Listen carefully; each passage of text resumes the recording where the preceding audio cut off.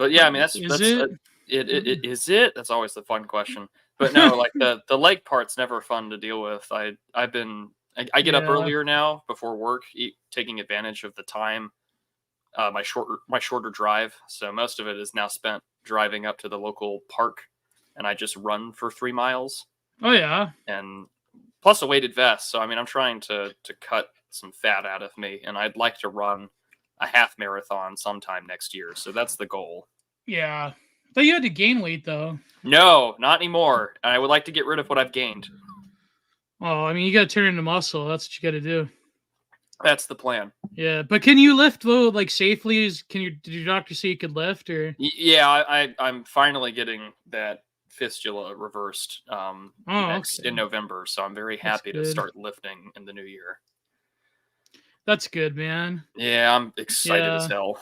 It's probably like it probably is way easier to go from like skinny to like bulk, and then instead of like me, it's like an uphill battle. Like you'll never. One of the things I have been told by friends who have lost a good chunk of weight, who were like kind of your size, was you will have some of the best leg records in your local gym above anyone else, just because no one can beat that stuff. Yeah, like for now I can't, like, because of my ankles. I just focus on my upper body. That's like my Dorian Yates rotation of like 2 days off, 2 days on, 1 day off. Well, there you go. But I isolate the muscle. Like I know I probably should combine, but it's like after 40, 50, an hour, because I go to failure. Or at least I try to go to failure on at least the end of those sets. Like good old fashioned Mike Menser way. But I'm not totally. I shouldn't say that, because like I do multiple sets. Just that I'd like to at least approach failure in a few of them, right? So, like there's something to high intensity training. But anyways, so what has happened this week? I don't know. Is there any? Did we talk about it last week? Or did it happen last week when someone when someone tried to take a shot again? Raise the roof. Yeah, that's a good one. I like that. Now, people were saying that with Dylan Roof. That was terrible. I shouldn't mention that. They're like, Dylan raised the roof. Oh, man. When did Roof happen? That was like... That's a great question. Let's go find 2000. It was after Trayvon, right? Yes. Oh, I was looking up the actual date for today. Because apparently he finally got charged. Federal prosecution. Yeah. They finally charged him for... an attempted assassination, which happened on the 15th, which was last Sunday. So there you go. Whew. Wow. And then the other roof thing happened in 2015. 2015? I thought it happened like in 2012, like way earlier. Hold on, I'm looking it up. Yeah, that's crazy. No, it was 2015. One day exactly, Trump descended from the elevator. I feel like if Dylan Roof happened now, it's like it would be like that's all you'd hear about pretty much. It would be like a 9/11 thing, but it was like literally on the cusp. Yeah, Book of Ruth, Forbidden Neoliberal Gospels. I actually have the PDF. I actually have the ebook that I believe that he wrote. Yeah, a good friend of mine actually shared it on Twitter, but I paid for it. And I don't know, we could do like maybe we could do a sidebar Digital Archipelago collab. I mean, it's just slock though. It's just terrible. Well, I mean, it literally is like left liberal nonsense. Like so was the Justin Moan stuff, but he had a clip where he was like being dragged out of prison to go to court, and he gave a little spiel, and it's like the schizo is like back on the menu. Yeah, but the Moan book was way more interesting though. Like it wasn't dry policy nonsense. But like this guy Roof, he had like ideas. Like one of his things was that the federal government should do like here's like one neat trick, one neat exploit, hack, no clip into saving Ukraine. He believed that the federal government should lay off every frontline infantryman in the U.S. military so they could secretly volunteer for Ukraine, and they would just like give them Ukrainian uniforms, and it totally wouldn't be a NATO invasion, a NATO confrontation between Russia and the United States. It totally wouldn't be that way, as long as they just like, that's what he literally believed. But then But then it's like America's an empire. They can't do that. That's like it banned from aim hacking. Oh no, because I mean, did you see the photos of his rifle? Yeah, it was like a Dragunov model. The electrical tape, that was used, or duct tape or electrical tape, is what held the scope together on that rifle. Nah, not even a rail. No, that's crazy. Not even a rail. Just this is a careless and, dare I say, ruthless form of firearm maintenance. What is it with all these shooters that, like, you psyop these people, you groom these people? The only one who had any like sense of the feds are getting lazy. That's all I'm gonna say. The guy from Uvalde, that guy had like 10 grand worth of equipment. Clearly did his job. These two guys, not so much. And thank God for it. The feds are getting lazy. The competency crisis hits us all. It literally is like a comedy drama, like a military It's like his rifle was poking out of the bushes, and that's how they found him. Like, it's, he was there for like 12 hours. Why was he there for 12 hours though? That's another thing. Like, nobody. Yeah, but like you'd figure that people would like patrol the. I don't know. I guess because the golf course is a public place. Well, it was private. No one was. His schedule was not private to the public. That's why this is also sketchy. And then, just like Stephen Paddock in Las Vegas, apparently, like just how Bruce Paddock was found with like a whole bunch of cheese pizza on his computer. Lo and behold, his son, Mr. Ruth's son. Is a PDF file. Yes, he's a huge PDF file and a cheese pizza aficionado, and lo and behold, here we are. Things keep getting sketchier and sketchier. His son truly was a despicable piece of shit. Like he was like, "Oh, he hated Trump like any normal person," like typical Redditor voice. And like a lot of Redditors, lo and behold, he's into cheese pizza related incident, folks. But they were going on this on the War Report. Goran and Konstantin, they were going over that this guy was tied. So what happened a few months before this, his organization denounced him as a lunatic or whatever, almost like they were planning to. But he was tied to a lot of like literally dozens of NGO groups that he had volunteered for or on the mailing list for.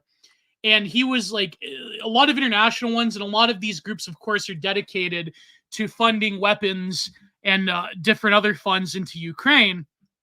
And it just, to say that this guy glows, I mean, really, son was a gooner. Yeah, exactly. Isn't it quite funny that his son gets clipped at the same time? But if you look at the father, there's no, you know what I mean? Like there's no, there's something wrong. Put it this way, like the Paddocks, like Mateen, like Roof. Well, maybe not Roof, but like a lot of other very high profile mass casualty people. There's something very off there. I don't know. There's something. Anyways, this is. Oh, you do it, Prude. You do it. Welcome to the Digital Archipelago, episode 102.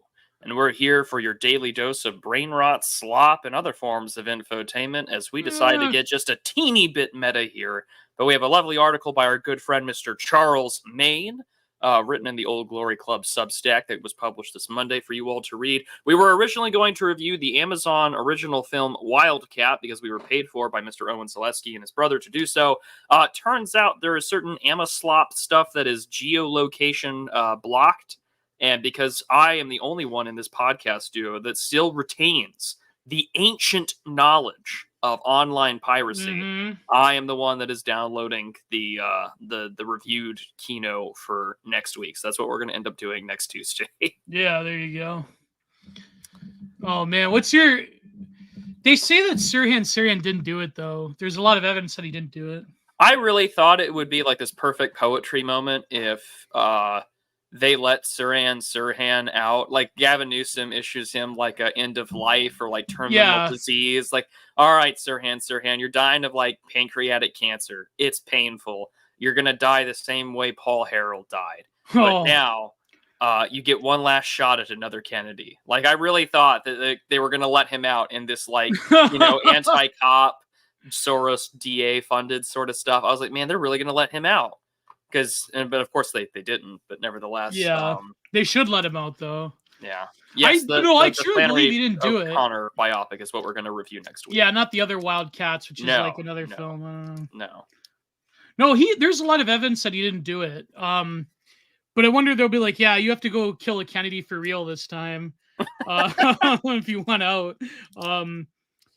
There was like This would that be like a plot. piece of gonzo pulp that would get published in Man's World. It's like, all right, Saran. That was like that one plot, and it was season 2 of The Shield, where they killed Armadillo in the holding tank because this other Mexican gangster, he was like dying of cancer, and Vic Mackey was gonna like, give his mother some money, and also he wanted to have clout going back into jail, and he had like this rivalry with Armadillo, who is this drug lord, PDF file, RPist, and so they like slipped him a shank and they blamed it on Sofer. But you know what's funny about, not funny, it's actually terrible. But do you remember the guy that played Julian, the down low brother? Yes. He actually is in prison right now. He murdered his wife, who was an Olympic runner. Well, I would say color me shocked, but I guess I'm not. You know Maybe what? No, I should but be. Like the way his voice is, it's like he had the character, like everything he said, he was like on the verge of tears, like, I'm not gay anymore. And it's just like, yeah, no, he murked his wife. That's terrible. And she was like an Olympic runner, and he's in, I forget which penitentiary he's in right now. Anyways, That's absolutely wild, but I can't say I'm particularly surprised. No wonder why Gio goes through so much coal. It's an improvement from the P. Diddy controls the military. Have you been following any of the P. Diddy stuff?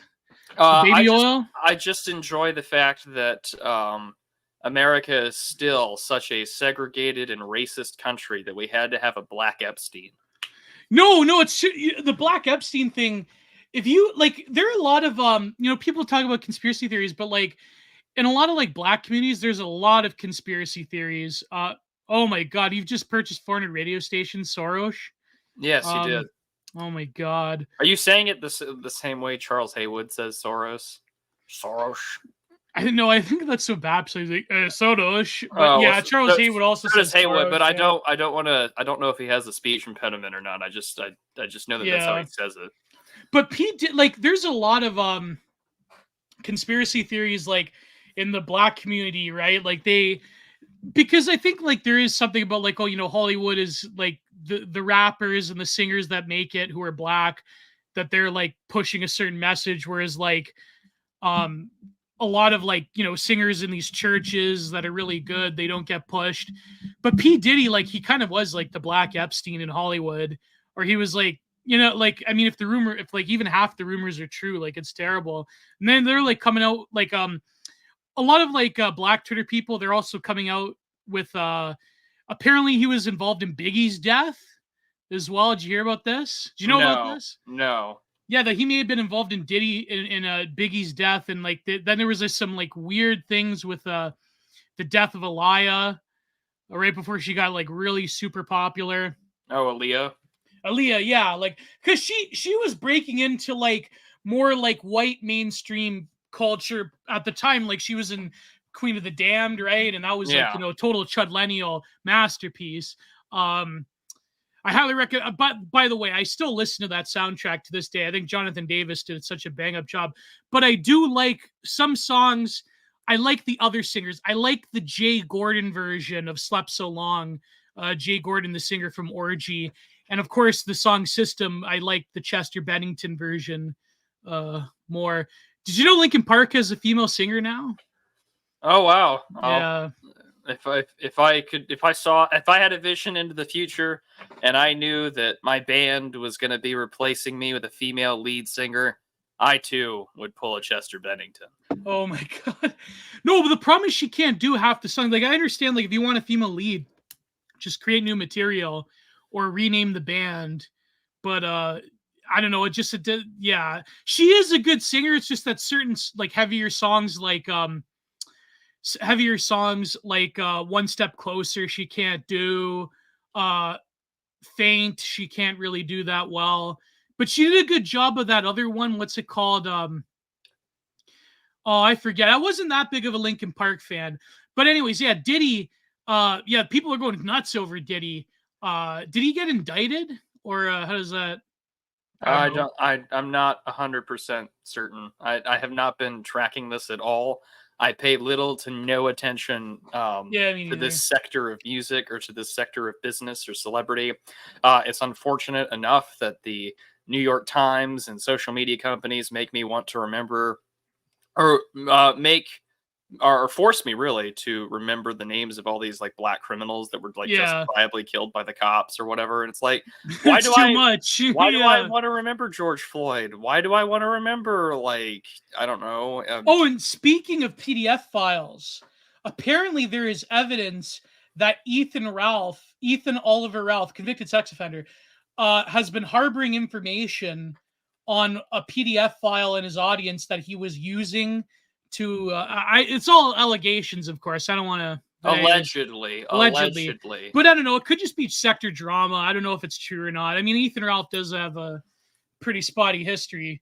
Do you remember when him and Andy Worski, when they were like fighting with each other, they said that they had cheese pizza that they were like using to entrap people, like kind of like what Vitali, they were gonna do like before, like you had like IP2 streamers going after predators, they were like doing the same thing where they were gonna like sting a predator, but like then they had to like admit that they may or may not have had cheese pizza in their possession. And it's like, oh my god. Anyways, I'm just talking about sector drama. Let's Drama move on. I don't follow and I don't know about, which I'm kind of glad. Have you ever watched those? Apparently, those videos are staged. I never watched the kill stream. I never watched any of old Ethan Ralph or Andy Worski. I never watched any of that. No, but I mean like those viral videos of guys that like go around beating up like entrap predators. Apparently, a lot of those are staged. Well, that doesn't surprise me in the slightest, which is unfortunate. But because of course they have to be staged because like actual pedophiles and predators are like in like powerful bankers or Hollywood executives or members of Congress. Like, yeah, they can't go around beating those people because then the feds would really get involved. Oh my god, no! But that's like there was that one where it's like this black guy, but he clearly had mental issues. Oh no. At the freaking Eric is right though. Who cares? I can find a million Ethan Ralph lookalikes in my local. There's Walmart, only one Ralph Amel though. There's only one Ralph Amel. Like that guy they like. Are you gonna write his eulogy when like he eventually loses like a leg, diabetes, and then kidney failure kicks in? Like I think is this what finally gets you on Kino Casino as the mutual aid logging? The repose of Ethan Oliver Ralph. Oh man, no, but there was that one guy like they speared him through there was like an awning. And like they were just like randomly punching him, and Howling Mutant had this viral tweet where he's like, people think that these predator catchers that they're like going after elite Epstein PDF files when really they're going after like mentally challenged minorities who are responding to like clear bait messages. It's like, oh my god, not to excuse it, but there is like a weird form. It kind of is like Normy Sadism, because if you remember, the original threat of Normy Sadism was based around like To Catch a Predator. Well, yeah, because it was always based around the idea, he's gonna get assaulted in prison. Yeah, like and so that was the basis of the original Salo Forums threat on Normy Sadism, which I mean, I understand like why, like out of all the forms of Normy Sadism against PDF files, like that's probably the most justified, but it is kind of like it doesn't really, like, the problem is they don't really care about the victims. It's really just a spectacle to go out, like it's an excuse to go and beat up random people in public. Like, and it is entertaining. I hate to admit it, man. It's like watching deathmatch wrestling. You can't look away. It's just you can't look away from the absolute depravity. Some like low IQ moron low grade moron getting beat up by random people. Like that was. Yeah, it's not the most welcoming thing to watch, but at the same time, like, you definitely know why it's happening. And they got like millions of views on TikTok. Like that one huge burly guy with the ginger beard, he gets like millions of views. There was this black guy that used to do it, and he got killed. A predator actually shot him, and he would like go up. He'd be like, "What are you doing, Predator? What you doing?" And he would like pop their tires with a knife. He would like slash their tires while he was confronting them, and it's like no wonder he got shot. Like, oh my god. What was his name? His name was like. I have some comments about that, but for the sake of my stream and online presence, I'm going to hold them. Yeah, and imagine keep them having to myself. your cell phone on a Twitch live stream, on an IP2 live stream in one hand, and a knife in another hand. You just pop a guy's tires. You're like, what you doing, Predator? What you doing, Predator? Oh man, but yeah, he got shot by one guy because it's like if you're doing it. Did he die? Yeah, he died. He died. It was on the local news in, I believe, Chicago, or was it Detroit? Man. Yeah. I think it was Chicago. Wow, Chicago and a black guy gets shot? I mean, say it ain't so. Like just going up to a random guy that you're accusing of being a molester, you just pop his tires, and he like broke the guy's window too. It's like, why would you do that? Soros-backed DAs be like, "You clean up the streets, I'll hide your sheets." Yeah, RIP, I guess. What a way to go. Based black tire stabber. Oh my. Trying real hard to keep it contained tonight. Gio, what's your definition of Normy Sadism? Well, if you go to I believe ChadNet has the best original, definition. Yeah, has the original not my post career, has the original Salo forums thread, but Normy Sadism is essentially like a ritualistic, like 2 minutes of hate against a selected target that's will give you no pushback whatsoever. Yeah, when leftists say like there's no bad like actions, just bad targets. Like it's when the target of social and public disdain, shame, ridicule, etc. is acceptable. Yeah. So like when everyone cheers on like a child killer or molester getting stabbed in prison, that would be Normie sadism. And there's some aspects of Normie sadism that are totally justified. Like executing child abusers is totally fine. But when someone goes all Normie sadism saying like Trump's going to get like, assaulted or sexually abused in prison, that's Normie sadism taken to an extreme. Or like 3 in 10 Democrats say that Trump should have been murdered. 3 in 10 honest Democrats. Yeah, the rest probably, Yeah, the rest probably kind of like, well, like that's probably Alex Rosen, that's the big ginger guy. Apparently, he was accused of staging certain catches. Then Pac-Man Respecter hiring blacks to attack pedos and other undesirables because they're immune to persecution. You just have like a whole mercenary armies at our doorstep will work for $7 of food stamps. Imagine like getting like schizo black people from the subway and just like, hey, this guy's a PDF file. Go. That's too much, man. After that, they gotta go. Oh man. No, but it is messed up that like the American justice system, a part of the justice is that you're going to get. First of all, listen, I've watched enough prison YouTubers to realize, why was that guy banned? Because he was like, debate Vouch, and I was like, fuck that. I'm not gonna listen to you. That's not I don't know. That's not a bannable offense. He'll come back. Yeah, he'll come back. But like, I mean, what debate Vouch on what? It's there's no point. Oh, there's no. Well, it would be legitimizing him. That's the problem. Yeah, I don't legitimize people who get money to perpetuate bullshit. Sorry, no thanks. No, but like here's the truth bomb. Okay, like here's the truth bomb. People have this model of the American prison system like it's basically the 70s or 80s. The 70s or 80s, it was very incredibly. It was like Oz, or it was like other ones. But the way that actual assault works in American prisons is very much based on coercion now. There is cases still where guys will hold you down and, cheek bust you, but it's more nuanced than that because guys, they're not going to overtly go and do it. So a lot of prisoners, they say that the toleration for that type of stuff is way less than what popular media says it is. But no doubt, like a lot of American prisons and the American prison system in general is a hellhole. No, let's not, you know what I mean? But a lot of prisoners, like especially if you're like a white or a Mexican gang, they don't have any toleration for a kind of like down low activity. But I don't know. It could just be prison YouTubers that are embarrassed, like, oh, I didn't see anything, right? Yeah, you didn't know that, Heathen? It's either I didn't. It's either I didn't see anything or I don't want to admit I was part of it.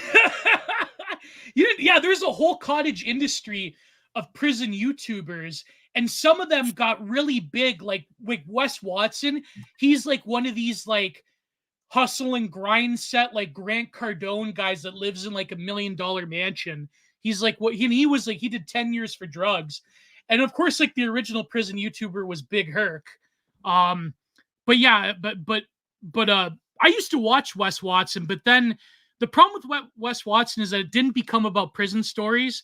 It was more about like grinding and doing the whole like Grant Cardone, Andrew Tate sort of deal. Oh, it's the same thing with like those reaction videos where it's like a pickpocket reacts to X movie or whatever. Yeah. Oh, there was that one guy that he went to jail. He was like a notorious bank robber. He robbed like millions upon millions of dollars, and he would do like life after prison. Yeah, and he would go like he would review the film Shock Collar or Oz or other films and TV shows that are based around prison. And there's like this whole industry of YouTubers, and there's even some YouTubers that are still in prison, but because they have a cell phone, they like film themselves in. One guy would do he would do reviews of his commissary, and he was still in prison. Chud reacts to Soy Jacks. That would be great. That'll get made. It'll get made, and it will be. You can see it on X.com. It'll get made, guaranteed. Yeah, when I was in the group chat, it wasn't like what they say in the media. Like it wasn't like on. It wasn't like the it'll be some SVU. It'll be some X right wing like Twitter account that was like Cantbot, yeah. And it'll be Cantbot, and it'll just be like, so and he'll do his like he'll try to breathe through his nose as much as he can, and he'll try and explain, like when I was doing Tech Wars or anything like that. This isn't how what they did in SVU. That's not how it works at right wing group chats. Yeah. They actually don't use those words. They use exactly. They were being ironic about traditional neighborhood development, I remember they weren't being literal. I remember one time my mother was watching, I don't know why she likes medical shows. She was watching that Chicago Medicine or whatever it's called. And it was the episode, the incel episode, the incel shooter. And he was like calling them femoids. And I was like laughing my head off. My mom's like, get out of here. I can't concentrate. It's like I'm like, this is pure slop, mama. Don't do it. And he was like, I don't want that feminoid in here. Like, they can't just say the real word. They can't say foid. It's like, we moved on. Get that foid out of here. Get that foid out of here. Oh my god! Whoever was a scriptwriter wasn't doing their homework because I think they have to. I think honest to God, I think they do it on purpose, because if they were to use the real terms, I don't think that they want people to know like the real terms. Well, it's not even if they don't want the real terms. I think it's just like it's the same way like FBI agents have to like take de-radicalization training after they like spend their time on the far right, because like everything that gets said is true. And so it's just like, like I wonder, like they have to change the language. One, for probably like usage rights or whatever. Like I'm sure 4chan, whoever owns it now, is moot and whatever. But like they're probably like, hey SVU, hey Dick Wolf, we really don't want you fucking up with our name here, right? Like don't give us that shit. And so they have to come up with like, oh, it's on 4chan it or whatever. And it's like, okay, clearly we're coming up with like a fake social media site, which is obviously a stand-in Redchan. for that was Reddit the SVU. or Redchan or whatever, right? Yeah. So and that's what happens. And I love how Dick Wolf he like combined RedTube and 4chan all at the same time. Yeah, they're afraid of hyperstition. This is absolutely true. TA. Yeah, very true. They're afraid of hyperstition. They say that they have to do that for a lot of undercover people. Like there was this guy that infiltrated I forget which Viker gang. It wasn't the Hells Angels. It was the Vagos, I think. And they said, like, he's like, yeah, man, I had to go to therapy because, like, I really identified with these guys. Like, I really, like, these guys were true. Like, it's like a Zuki talking point, but it's true.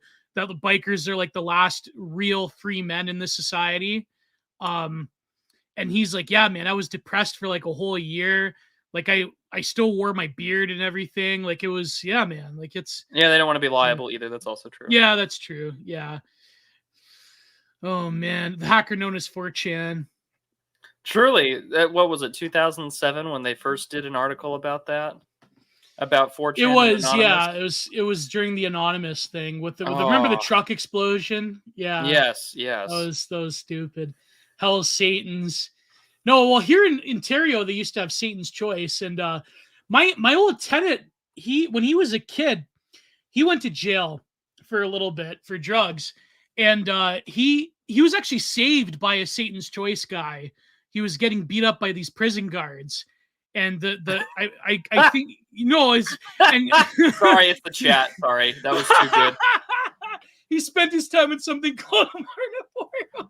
Pretty sure they have a different forum now, but we're not going to say which one. Yeah, it's different.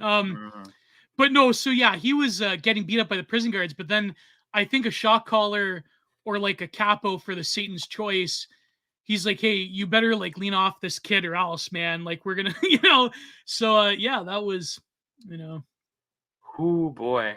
He traveled all over Canada. I wrote an article about him, my old tenant.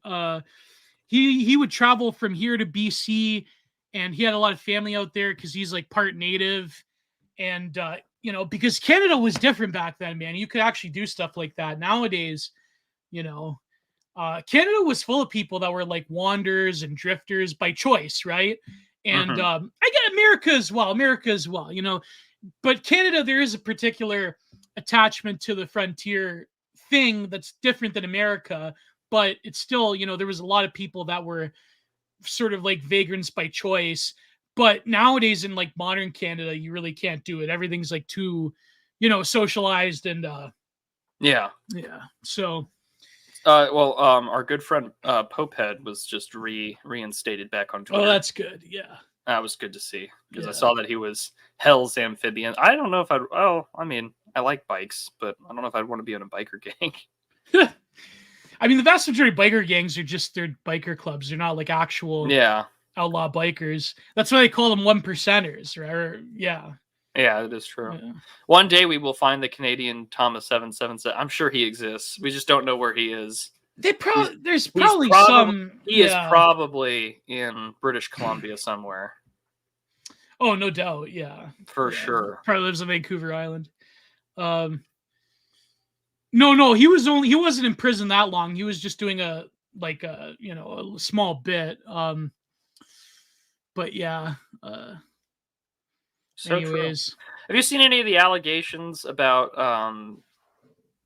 they had James Carville on, like the Harris campaign? Oh, that was great. I saw that clip. I feel like it's sweet bait, but I also feel like that could be plausible enough to happen. Because let me get one thing about it clear. James Carville is evil.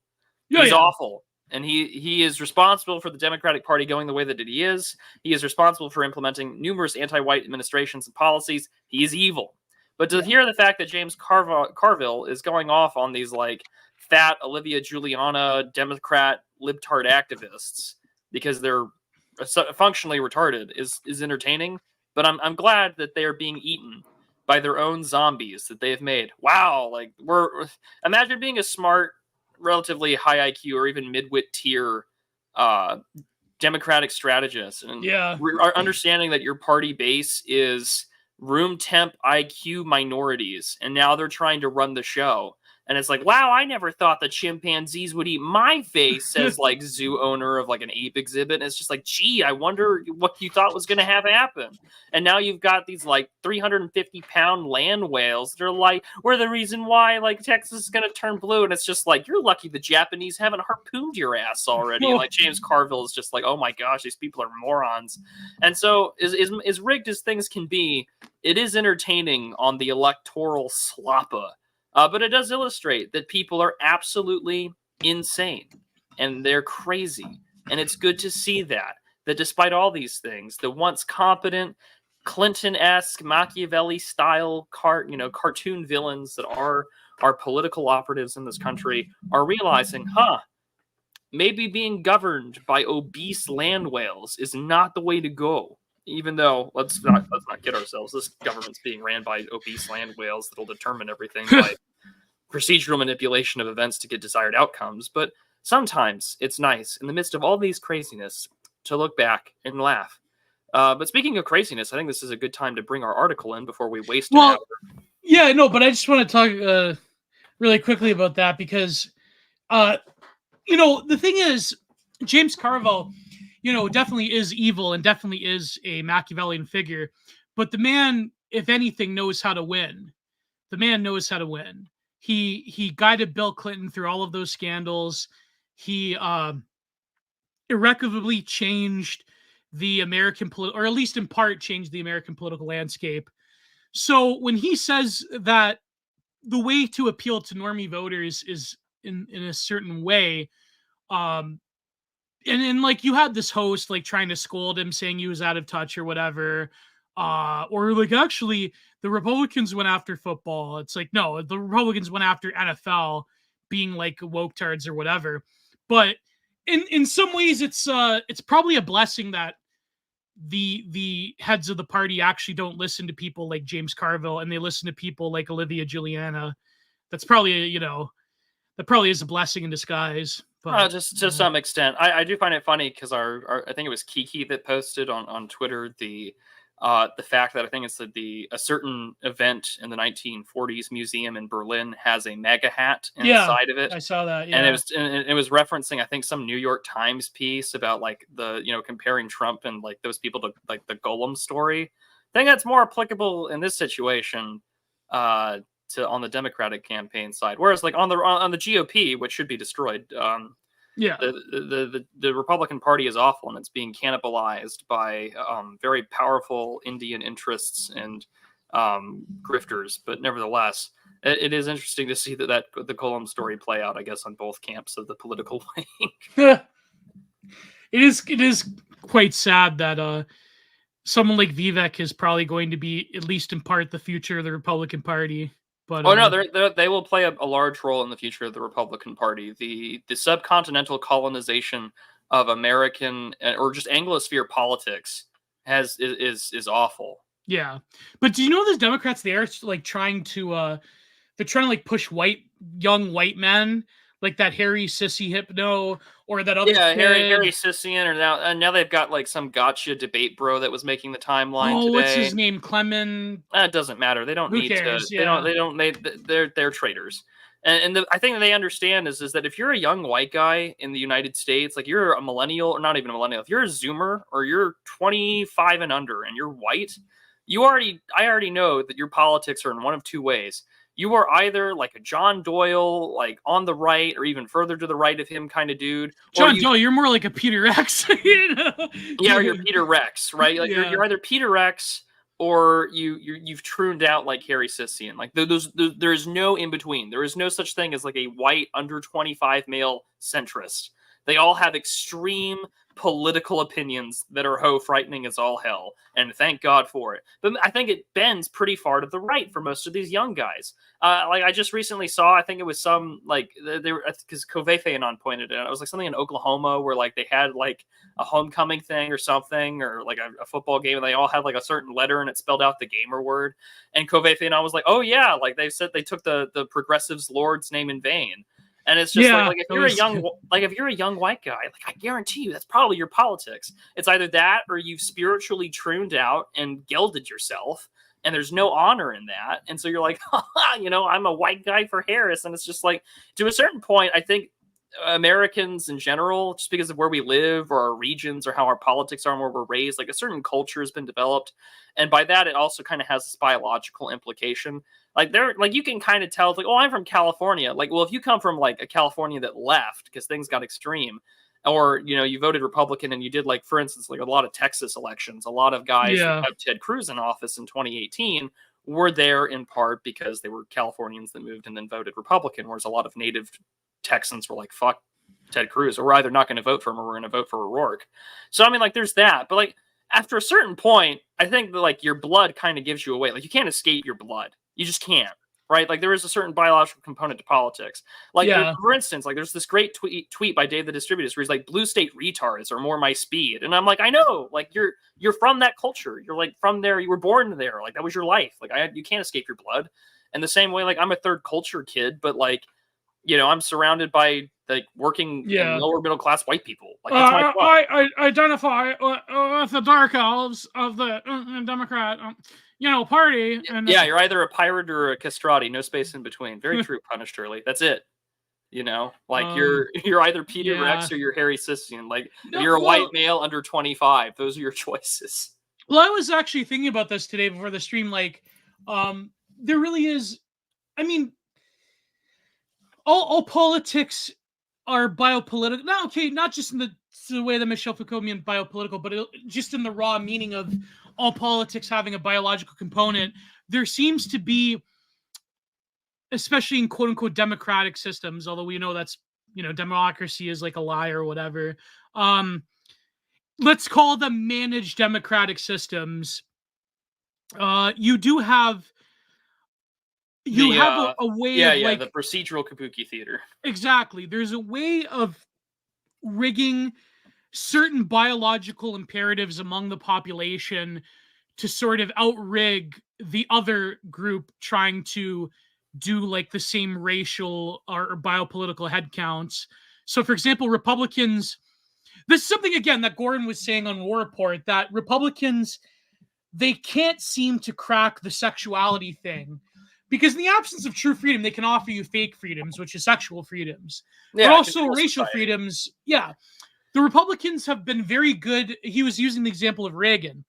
The Republicans, for up until now, were very good at like leveraging individualism, but individualism as viewed from the right, or quote unquote the right wing. Whereas the older forms or iterations of the right wing were more akin to what we know as like a European system of collectivist thinking. So Reagan like ushered in that sort of, neoliberal paradigm, and he was very good at capturing middle-class votes. And of course, Gordon, because he's old enough to remember this, what did Bill Clinton do? Bill Clinton was essentially doing the same Reagan economic talking points and being hard on crime or whatever, but he was also introducing a left neoliberal element that Obama later on perfected. So, but now that that's eroding, the Republicans have this crisis where their demographic of their biological demographic is either eroding, or the boomers are like buying RVs instead of giving money to their kids, or they're becoming opioid zombies. So the Republicans are in a huge biological bottleneck. And like I think even people like Spandrel have talked about this. Yeah. They just can't seem to crack, especially sexuality, because that's what gets young women, that's what gets gays, that's what gets other LGBT barbecue demographics, especially young women. The young woman demographic is something the Republicans have always struggled with. But then when Trump came along, you had married white women that voted for Trump. And unfortunately, it's like what Nightmare Vision said on Night Owls. Our main competition. No, I'm kidding. I was about to say, I don't know why we're beefing with. We're not beefing with Night Owls. I was joking in that meme. Maybe, who knows?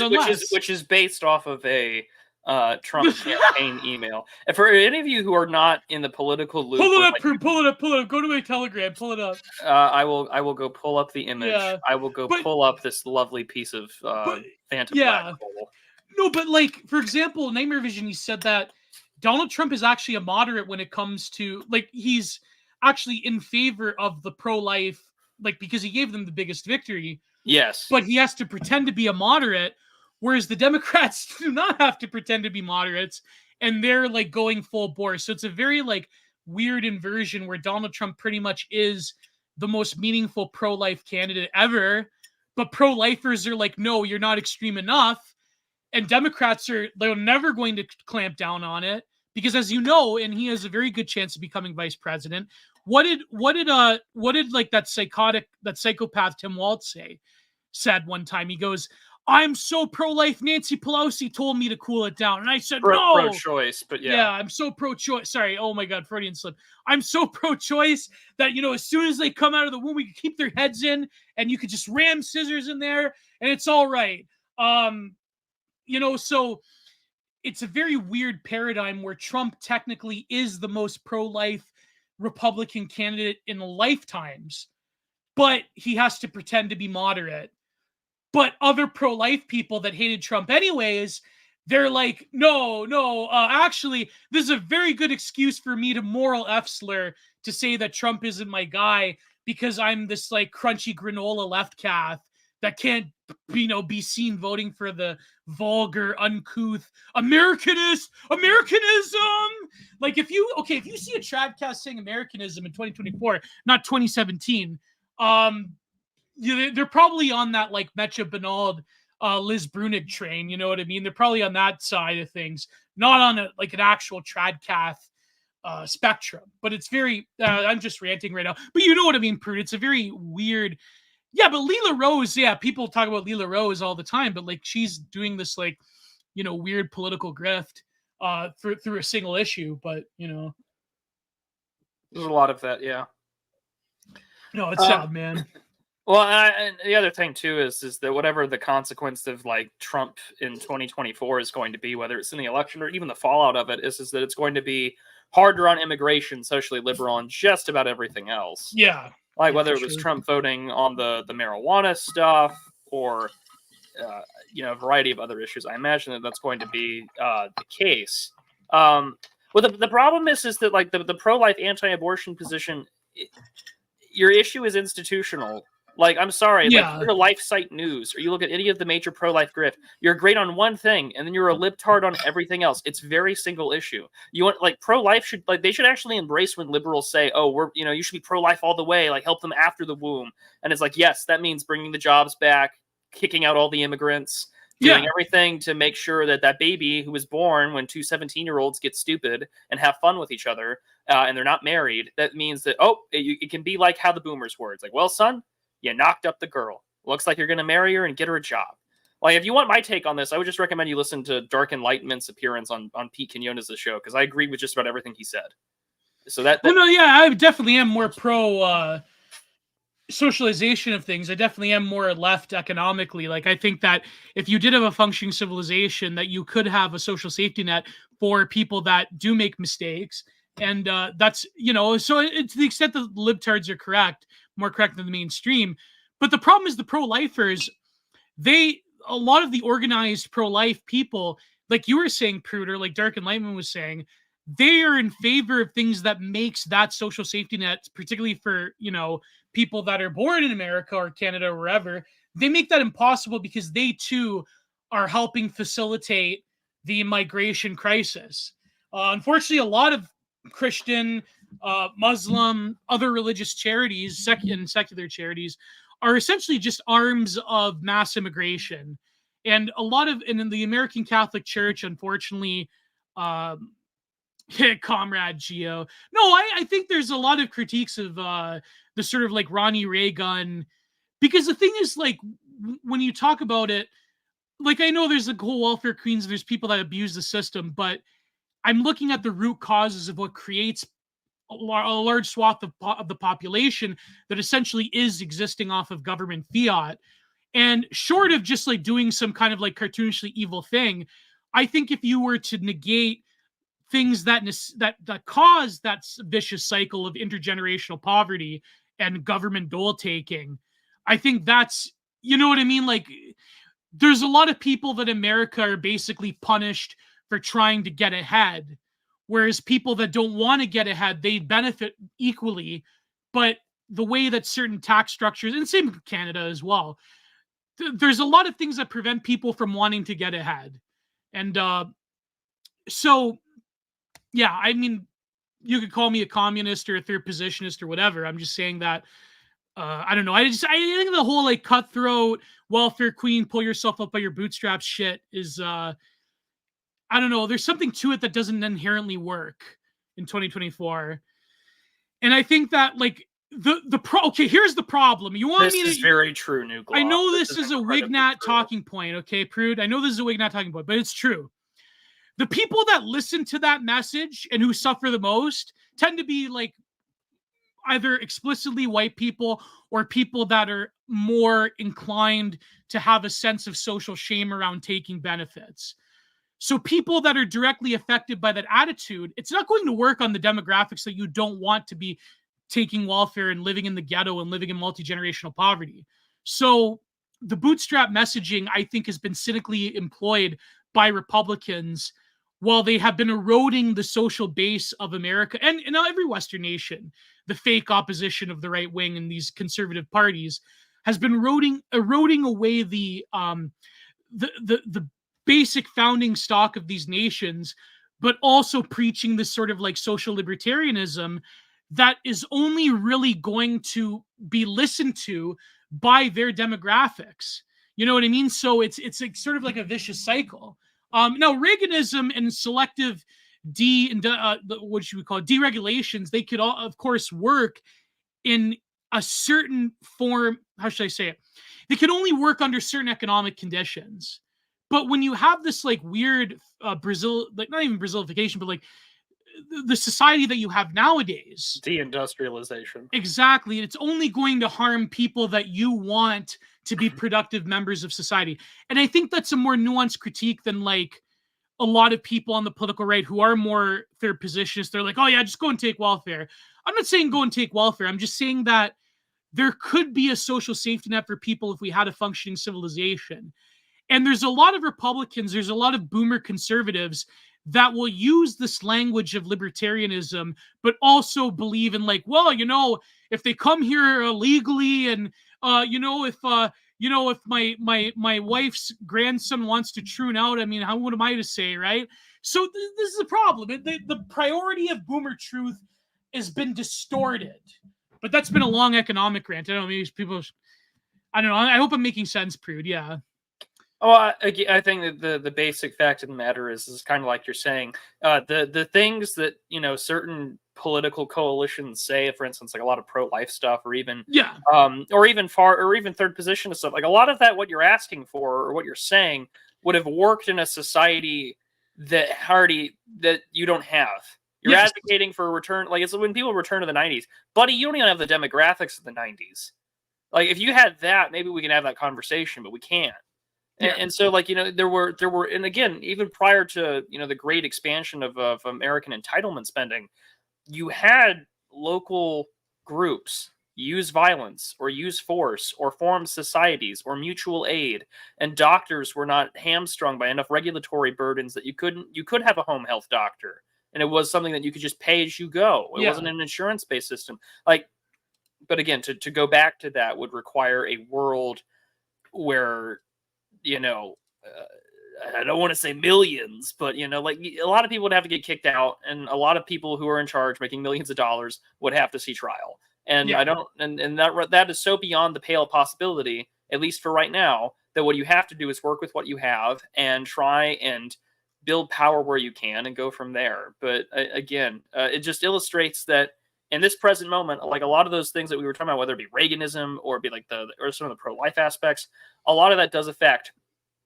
and reinforces the narrative of people that are well-to-do and create this sort of telescopic sympathy or even philanthropy for people that aren't them. And, you know, your neighbor has to pay the price. Yeah. And at the end of it all, like that only reinforces, you know, civilizational suicidal tendencies. There was this like disgusting man. Did you see this? I believe Reverend shared this. This disgusting man pretending to be a woman that like was freaking out one of this person's neighbors and said that, oh, I have two service providers. I have two assistants. One is a psychiatrist. One is this other person because I have autism. I have Tourette's. I have this. I have that. Yeah. And I'm thinking like government resources goes to these select Brahmin caste identity groups when there is a lot of people that generally do need social assistance that probably could be productive members of society, but unfortunately are in areas that have been deindustrialized and they simply can't find work. So it's just, it's really the people that have access to resources through political patronage are not the people that deserve it. This hideous, disgusting creep that's scaring his neighbors does not deserve two social workers at his beck and call. Well, it was like the one, of course. A guy in the Appalachia that has 5 kids probably deserves more, but can't find a job because their job's been offshored. So it's literally like the It's like that one, who was it, the Canadian troon person who was like trying to Janet Yanov.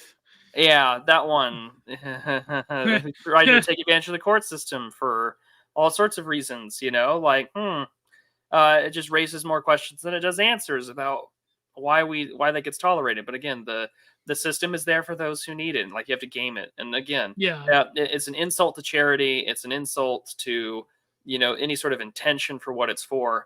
But again, it just illustrates how powerful a memeplex can be, that these narratives are only going to just reify and reiterate things that are going to be damaging to you, the person. And I think, and I mean, like, quote unquote, that's the quote unquote new normal. Yeah. And that brings us perfectly into Charlemagne's article, which is literally called the new normal. And we can get into it. Was that like a World Economic Forum thing, or was that was older, the new normal? Well, I think it has a lot to just do with 2020 and that politics with the whole COOF thing. Oh yeah, that's right. Yeah, I remember this. Yeah. So this came out on Monday, and we will it's a short article, but I think it has a lot to do with what we're talking about. T77 put out a great little tweet about Infotainment and the whole Ryan Ruth character as well. I might pull that up as well, but we'll just get started here, and then we'll discuss. So this is from Charlemagne on the Old Glory Club Substack. The link is in the description of the video. Highly recommend it. The infamous newspeak turn of phrase, the new normal, came into regime vogue during the coronavirus lockdowns instituted by most governments around the world. Rather than a state of exception, governments told us that the policies enacted in the response to the virus were not exceptional, but an evolution of normalcy. Out of horror, many of us discovered that apparently most other citizens around us were anything but normal. They were deranged freaks, willingly donning a muzzle to shop for groceries, or utterly obedient and slavish followers of regime orders at best, or worst, depending on your perspective. And here's the Europol new normal after COVID-19. God, that chart. Yeah, look at that. You remember this? Yeah, I do. I'm still like psychologically scarred by it. By the way, remember children's safeties. I still use hand sanitizer in public. I hate to admit that. Communal areas of the home. I should say you probably should use hand sanitizer. A lot of people are gross. I mean, yeah. Are you still teleworking? Technically. Shut up, neat. You have to go to an office? Yes. I drive to an office. Oh, I'm so I have sorry. A large. Well, it's okay. I don't share a cubicle. I have a large office. I have a large room where no one can see my computer monitors, and I spend a lot of time editing videos, scrolling through Twitter, or editing. Like I wrote a Substack for the Old Glory Club that comes out tomorrow morning. I wrote that yesterday and today while at work, because I work for local government, which means I don't work a lot, actually, which gives me a lot of time to do stuff. But anyways, still spending time online, avoid spreading misinformation. Just kill me. Go online, just avoid spreading misinfo. You should retweet everything I say. It's not disinformation, it's just truth. The greater horror was not in the manifest signaling of this disposition, but in fact that it is and always has been held by those people. The masks simply revealed it. When the masks went away, nothing changed about them. The surreal feeling of living through a dystopian sci-fi film like Invasion of the Body Snatchers should have remained, but perhaps many of us shook off the feeling in order to live in mental peace. After the attempted assassination of Donald Trump on July 13th, 2024, we again were exposed to the naked truth that so many people around us hold to manifestly deluded ideas. An alarming number of people believe that the assassination attempt was staged and that it was a campaign stunt by Donald Trump in order to increase his popular appeal. Pictures of his ear, analyzing the details they believe should be present on his injured ear, were all those are their evidence. There's a lot of that too, even with this one. Yeah, actually, not so much with this one, but with the first attempt, with the actual year, yeah. What's his name? Dylan or Crooks. Crooks. Dylan Maxwell Yerrick. Crooks. Yeah, Crooks. Yeah. That's a fun one to mess around with, but yeah. So essentially, just you gotta they gotta say it was staged. I know that Second City bureaucrat likes to do the whole blue anon thing, but I mean, it is true. We just fundamentally live in two separate worlds. That's 100%. Yeah. Like that's literally like Alex Jones style like pop conspiracism around his ear and videos, and they have like the red circle, like those 9/11 loose change videos. Yeah. But of course we don't have the media power apparatus to say that you're like Trump assassination denialists or whatever. So not yet. We have victory like that is essential. And again, victory requires power.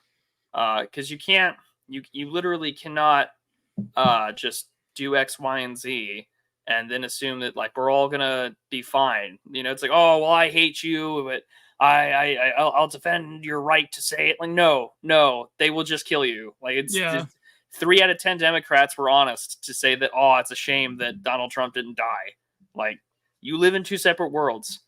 And it's important to realize that. Like, Elon Musk took a shot across the bow, spent $44 billion to buy Twitter, and now, you know, there's EPA and other investigations into SpaceX and all of his other companies, despite the fact he does meaningful business with the Department of Defense with Starlink, and he can't launch his rockets for like another 6 months.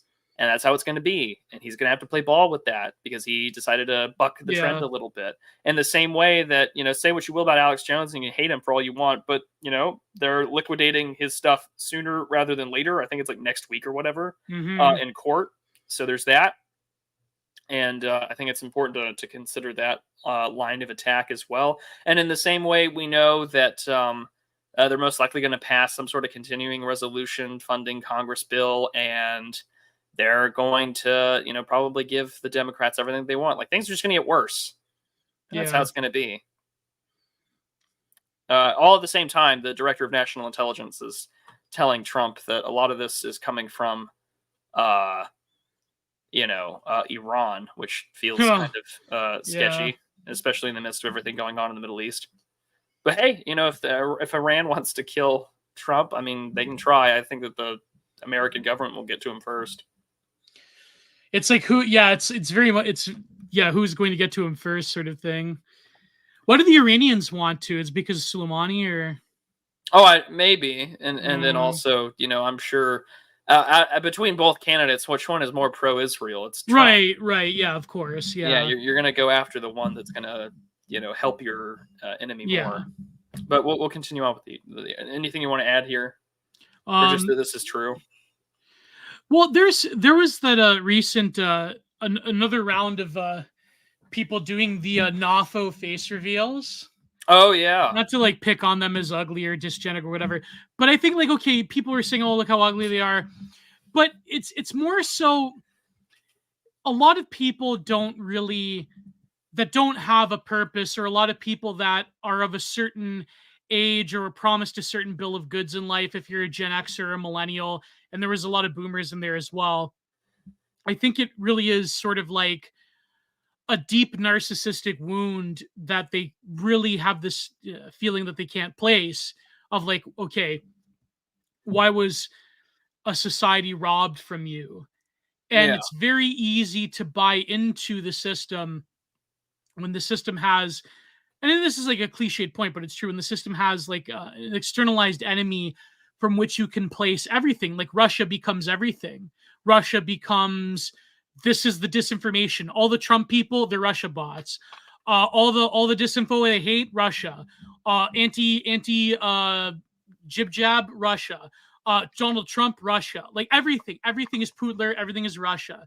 So it's very easy to give yourself to what you think is a wholesome Chungus cause that can do no wrong. And and so it creates this very intricate moral hazard for people that resonate with that messaging, because a lot of those people, you look at them, you go through the face reveal threads, it's not just a lot of them are ugly or whatever, it's just that a lot of these people, you could tell by their surroundings that they really kind of are precarious.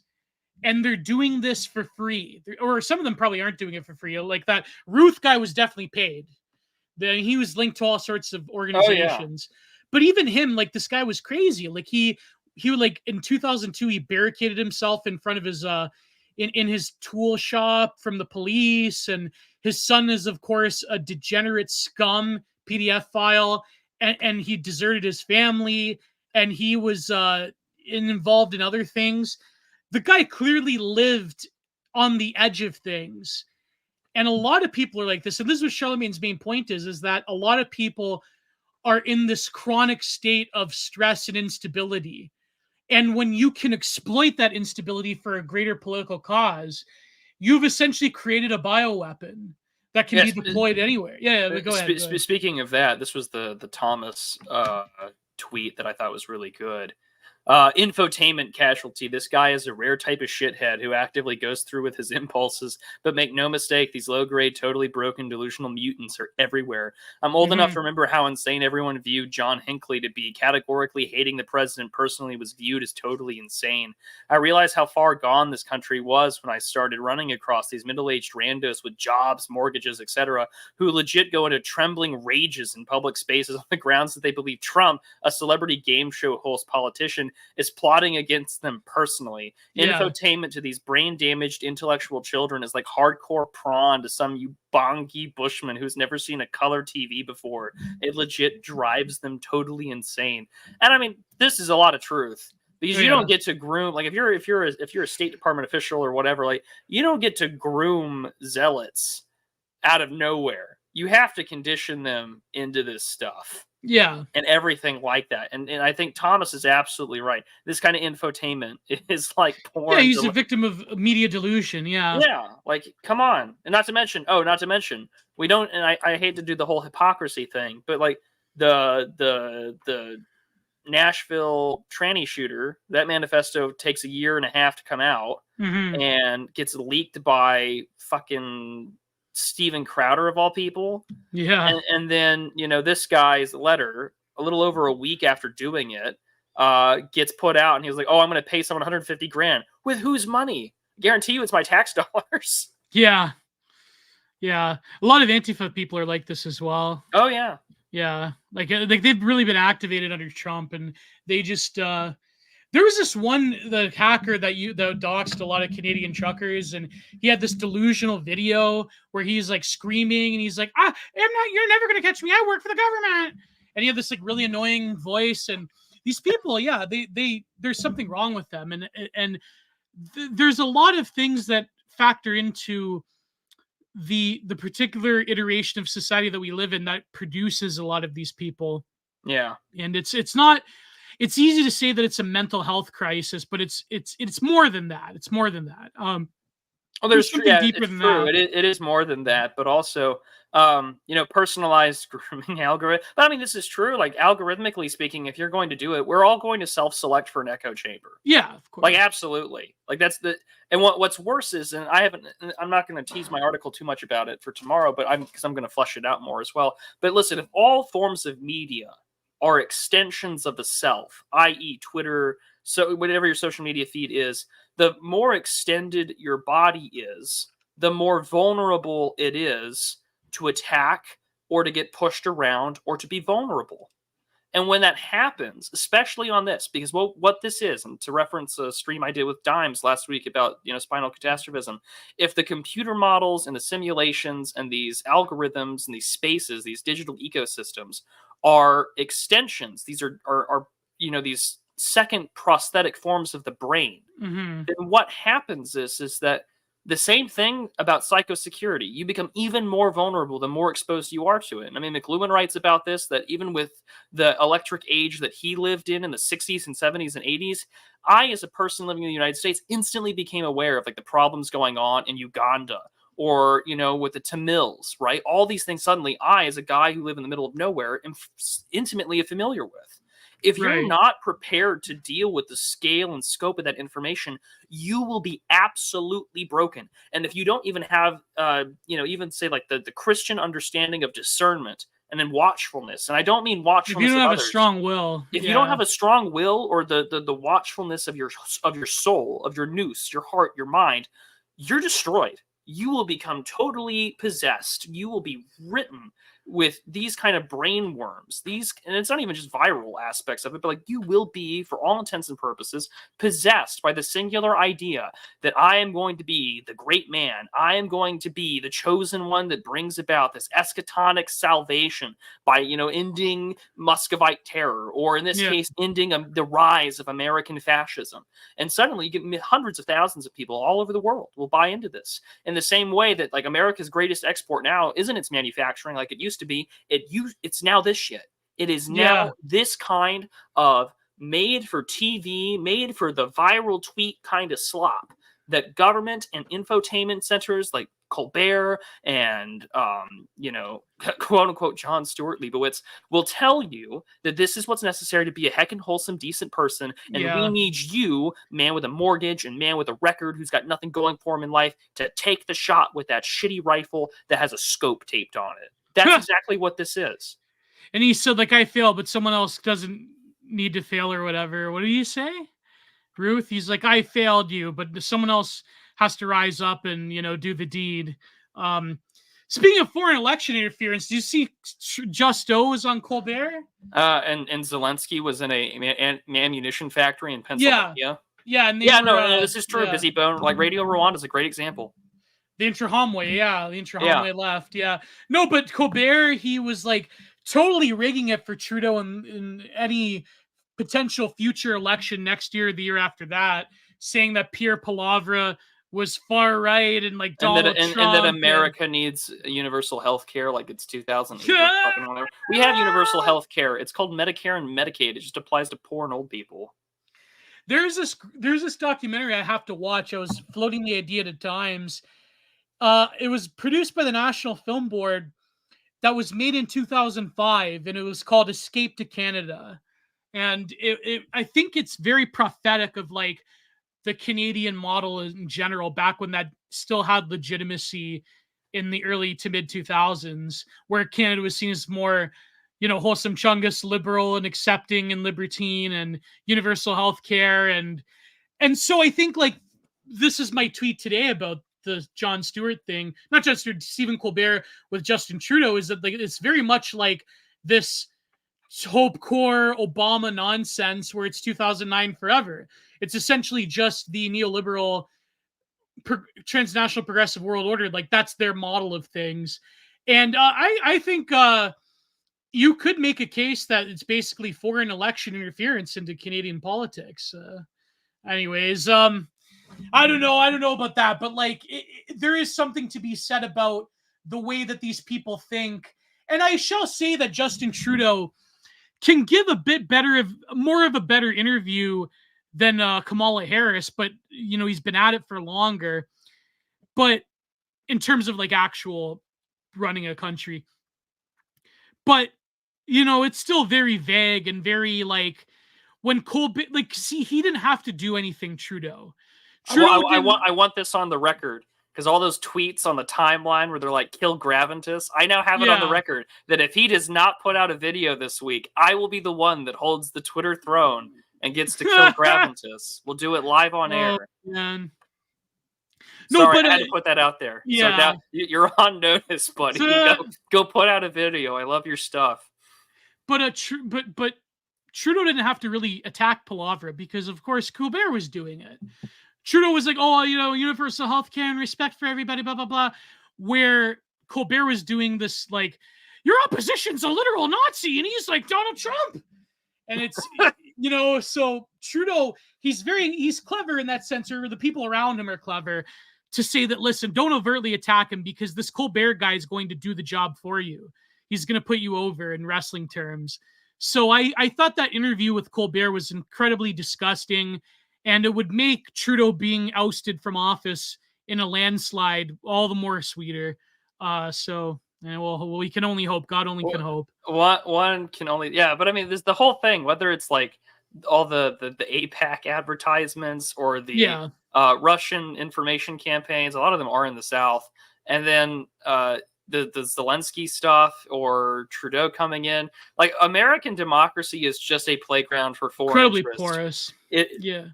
Because I mean, even with Canada too, you have the whole Chinese money stuff too, or relations to Indian groups, or even now, I think it was like some San Francisco Bay Area mayor that had allegations of embezzlement or working with a foreign interest, and there was like 40,000 people that signed on to recall her. And she goes up there today and she's like, I will not back down to these far right forces trying to get rid of me. And it's just, you live in like a D+80 area. Like, calm down. There is no far right reactionary force trying to take you down. It's that you are a fucking incompetent spy. And here we are. That's how it's going to be. But again, it illustrates that if you're an empire, or even a decaying empire, kind of like the Ottomans, like the sick man of Europe type deal, you are the place of countless foreign interests just pouring in, trying to sway your policy about what they're going to do with you. Like, Europe used to ask the Eastern question about what the hell they're going to do with the Turks and the Ottomans. And now it's just like, well, what are we going to do with the Americans? And like, what are we going to do? And that's sort of kind of the comparison I think that's sort of legitimate to ask in this respect. But every empire suffers from that vizier syndrome. Yeah, exactly. And it's there. Yeah. We just have a million of them, and then a lot of them are loyal to another country in the Middle East. Yeah. And then that's the thing, though. I mean, and then it becomes a matter of that becoming the main concern. But what happens is, especially with Trump, is that, or any sort of like state of exception politics that is aimed towards the political right, it's very easy for people to launder moral legitimacy who are politicians on the left to say, well, if you're attacking me for taking money, that's all just far-right disinformation. That's a far-right smear campaign, and you don't want to be like these evil chuds. For example, Tiananmen Tim was involved with the Chinese for multiple decades. Oh, yeah. And this is all coming out now, yeah. Tiananmen Tim.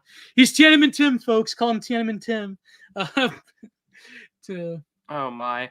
But we'll carry on here. Additionally, as described in this article on The Blaze, a significant portion of the American population wishes that Trump had been killed. 3 in 10 honest Democrats. 3 in 10 honest Democrats. I have not read this article. But I feel like it doesn't need to say much other than that headline right there. Yeah. The second alleged assassination attempt by allegedly one Ryan Ruth, these people doubled down by believing that both of these instances were a deliberate campaign strategy by Trump. The fact that no rounds were fired at Trump himself the second time seems to reinforce this belief. This theory is so common that you can probably find someone in your own circle of family or friends who believes it. Well, that's probably true. Ryan Ruth himself is an interesting case study. He is not without blemish. According to Reuters, he has significant criminal history. Quote, court records show Ruth has a long history of breaking traffic laws, not paying his taxes on time, and writing bad checks. But it was in 2002 that he lost the right to own a gun when he pleaded guilty to a felony in North Carolina for possessing an illegal explosive device in April. Months after his arrest in that case, while released on bond, Ruth fled from a traffic stop by a police officer near his home in Greensboro, North Carolina, and barricaded himself inside his roofing business for several hours before police were able to arrest him for having a concealed handgun without a permit, court records in a 2002 news article by the Greensboro News and Record. A few days later, Ruth pleaded guilty to possession for what the court records describe as a binary explosive with a 10-inch detonation cord and blasting cap, which is defined in the North Carolina law as a weapon of mass destruction and is a felony punishable up to 59 months in prison, according to the county district attorney's office and the Guilford County Superior Court clerk's office. He was sentenced to probation. 8 years later, he again pleaded guilty to felonies after he was charged with possession of stolen goods, a blowtorch, a pull cart, and power cord, according to the district attorney's office. As the owner of several roofing companies, he has repeatedly been sued by people accusing him of not paying his bills. The FBI said on Monday that it received a tip in 2019 that Ruth was a felon in possession of a firearm known to the FBI. Known to the FBI. There you go. There you go.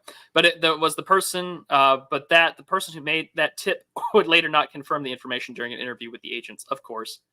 Anyone really surprised here? No, not at all. Not at all. This sounds a lot worse than it is if you infer from it what journalists want you to believe and don't realize the truth. Ryan Ruth is much closer to, quote, normal than most people would be comfortable to admit. None of these charges mark him as a uniquely dangerous man, including the explosives charge, once you realize that he is a bit of a tinkerer. And some clip of him from somewhere. So that was his machine shop or whatever it was, yeah. Oh, so for his roofing business, got it. Oh, his roofing business, yeah. I guess that makes sense. Yeah, that's a siding yeah. machine, I think. Yeah, Yeah. But still, I mean, if you're a tinkerer, if you know how to work with tools and like equipment, Niemeyer. Yeah, yeah, like Niemeyer, or Heavemeyer, yeah, Niemeyer. Yeah, there you go. Yeah, there was a bread tuber. He used to go by Cuck Philosophy. He was like, oh, he's not a hero. He was like, and there definitely is a lot of holes in the story with Killdozer. It's just that it's like bread to present them on. So, like I don't know what to any narrative around Killdozer take with a grain of salt. that is true. That's very Yeah. true. He was a good old lib working in his shop. Yeah, ain't that so true? Yeah, just good old hick lib, I'm just a good old hick lib. But anyways, carry on here. What the coronavirus should have taught us is that a large number of seemingly normal people are deranged lunatics. People like Ryan Ruth are walking around everywhere, and they don't emerge from a vacuum.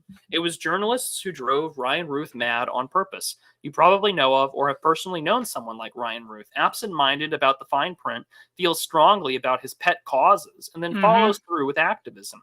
He might have had a bit of a libertarian streak in him. He was driven mad by the media. Yeah, they always have that, eh? They do. Always, like, oh man, they always have like either conspiracism or they have a weird like, even for a leftist, they have like a weird libertarian streak of like leave me alone sort of deal, like weirdo loner. But yeah, go ahead, yeah. Yeah, no, it's true. It is true. Like, there's that weirdo loner, or that type of person, the guy who wants to stick it to the man, but like in the Willie Nelson sense of sticking it to the man, like that like the boomer Immortal hippie Technique activism. sense. Yeah. I believe in 9/11 conspiracies, but I'm also a third worldist. Immortal Techniques. Yeah. Slanted roofs. So true. Does everyone remember the slanted roofs excuse? Yeah, honest to God, ironically, despite the whole tenant media and news stuff, Tim Pool, if he wasn't making millions of dollars being a mouthpiece, he would make an excellent kind of mad person that would be on FBI radar. It's true. Yeah, it's true. Imagine what you could do as a foreign power trying to recruit like a radical. Who wouldn't want to recruit like the nearing middle age, nothing going for him in his life, balding Korean Hapa? Oh man! Like in another universe, in another timeline, Tim Pool is just another Elliot Rodger. Remember that. He would be like one of those guys that are like a lower form. They would sell commemorative beanies of him. Yeah, but he would be like if you ever watched that film Itchy the Killer, he would be like he would be like one of those like lower level Yakuza guys that just are total incompetent fuck ups, but like they're like street hoods, like maybe not that, but like they're definitely like a subservient type of role in life. Didn't Tim Pool have like a hot wife, but he screwed things up? I don't know. I don't think was he ever married? I think he was like engaged, but then there was that big stream that Adam Kriegler did exposing Tim Pool. Did he ever have a wife? Oh, on Marriage and Divorce. What was he? Yeah, I think he got divorced. Oh, okay. Well, interesting. Good to know. Well, not my place to judge. Anyways, we'll carry on here. Libertarian streak in him. He was driven mad by the media. It doesn't appear that he was born this way, and neither were the people around you, whom you've known for years and whom you have seen devolve into liberal weirdos over the past decade. They are everywhere, and they are a threat to you, as shown during the coronavirus when they wanted to starve you out of life if you did not comply. As Moldbug put it, quote, "In many ways, nonsense is a more effective organizing tool than truth. Anyone can believe in the truth. To believe in nonsense is an unforgeable demonstration of loyalty. It serves as a political uniform, and if you have a uniform, you have an army," end quote. They will not stop multiplying until someone like Donald Trump holds them to account for their misdeeds, and if you take nothing away from this article, take away this. Journalists tried to kill Donald Trump again.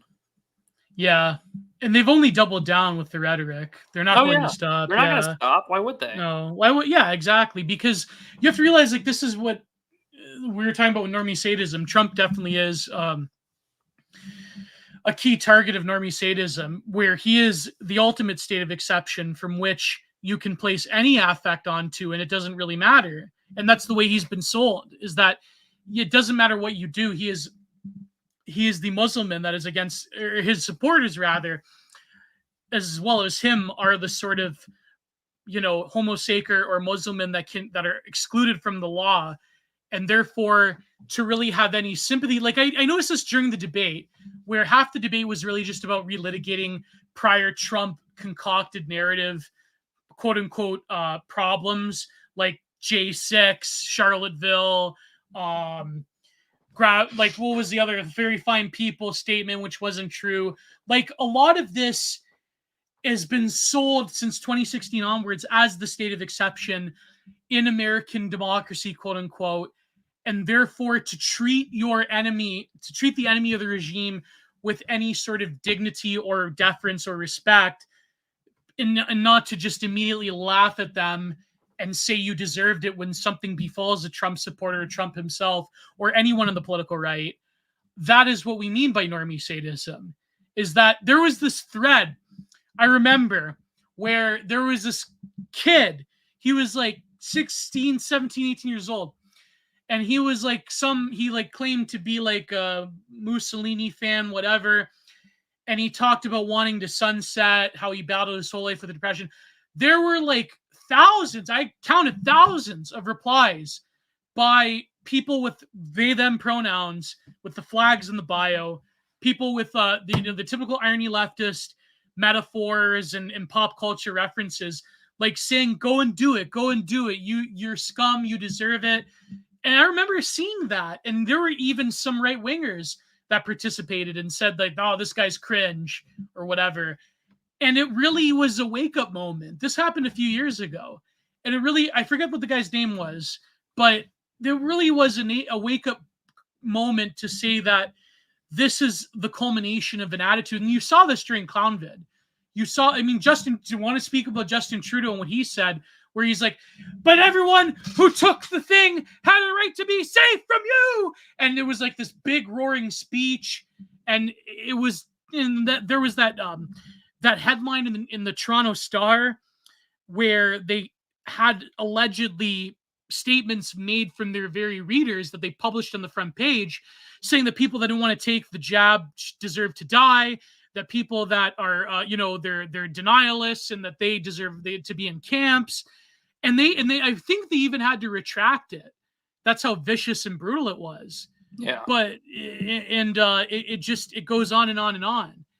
And this is what, unfortunately, a lot of people have been, I am not going to say radicalized, because radicalized is a media narrative. Radicalization is another regime of truth word, because you can't really say it's radicalization when it's the very vectors of the control society promoting it. Radicalization is a term they employ to people outside of the regime that want to promote a counter narrative. Yeah. So and it's not, radicalization is not a proper term, but yeah, go ahead. Yeah, no, radicalization is just the term that they use for anyone who actually wants to oppose what is being nudged or pressured. Jay Burden's talked about this. You and I have talked about it. There's it's the patronage system of being on the right side of history, quote unquote, TM, right? Yeah. It is exactly the kind of patronage for having the correct moral social positions.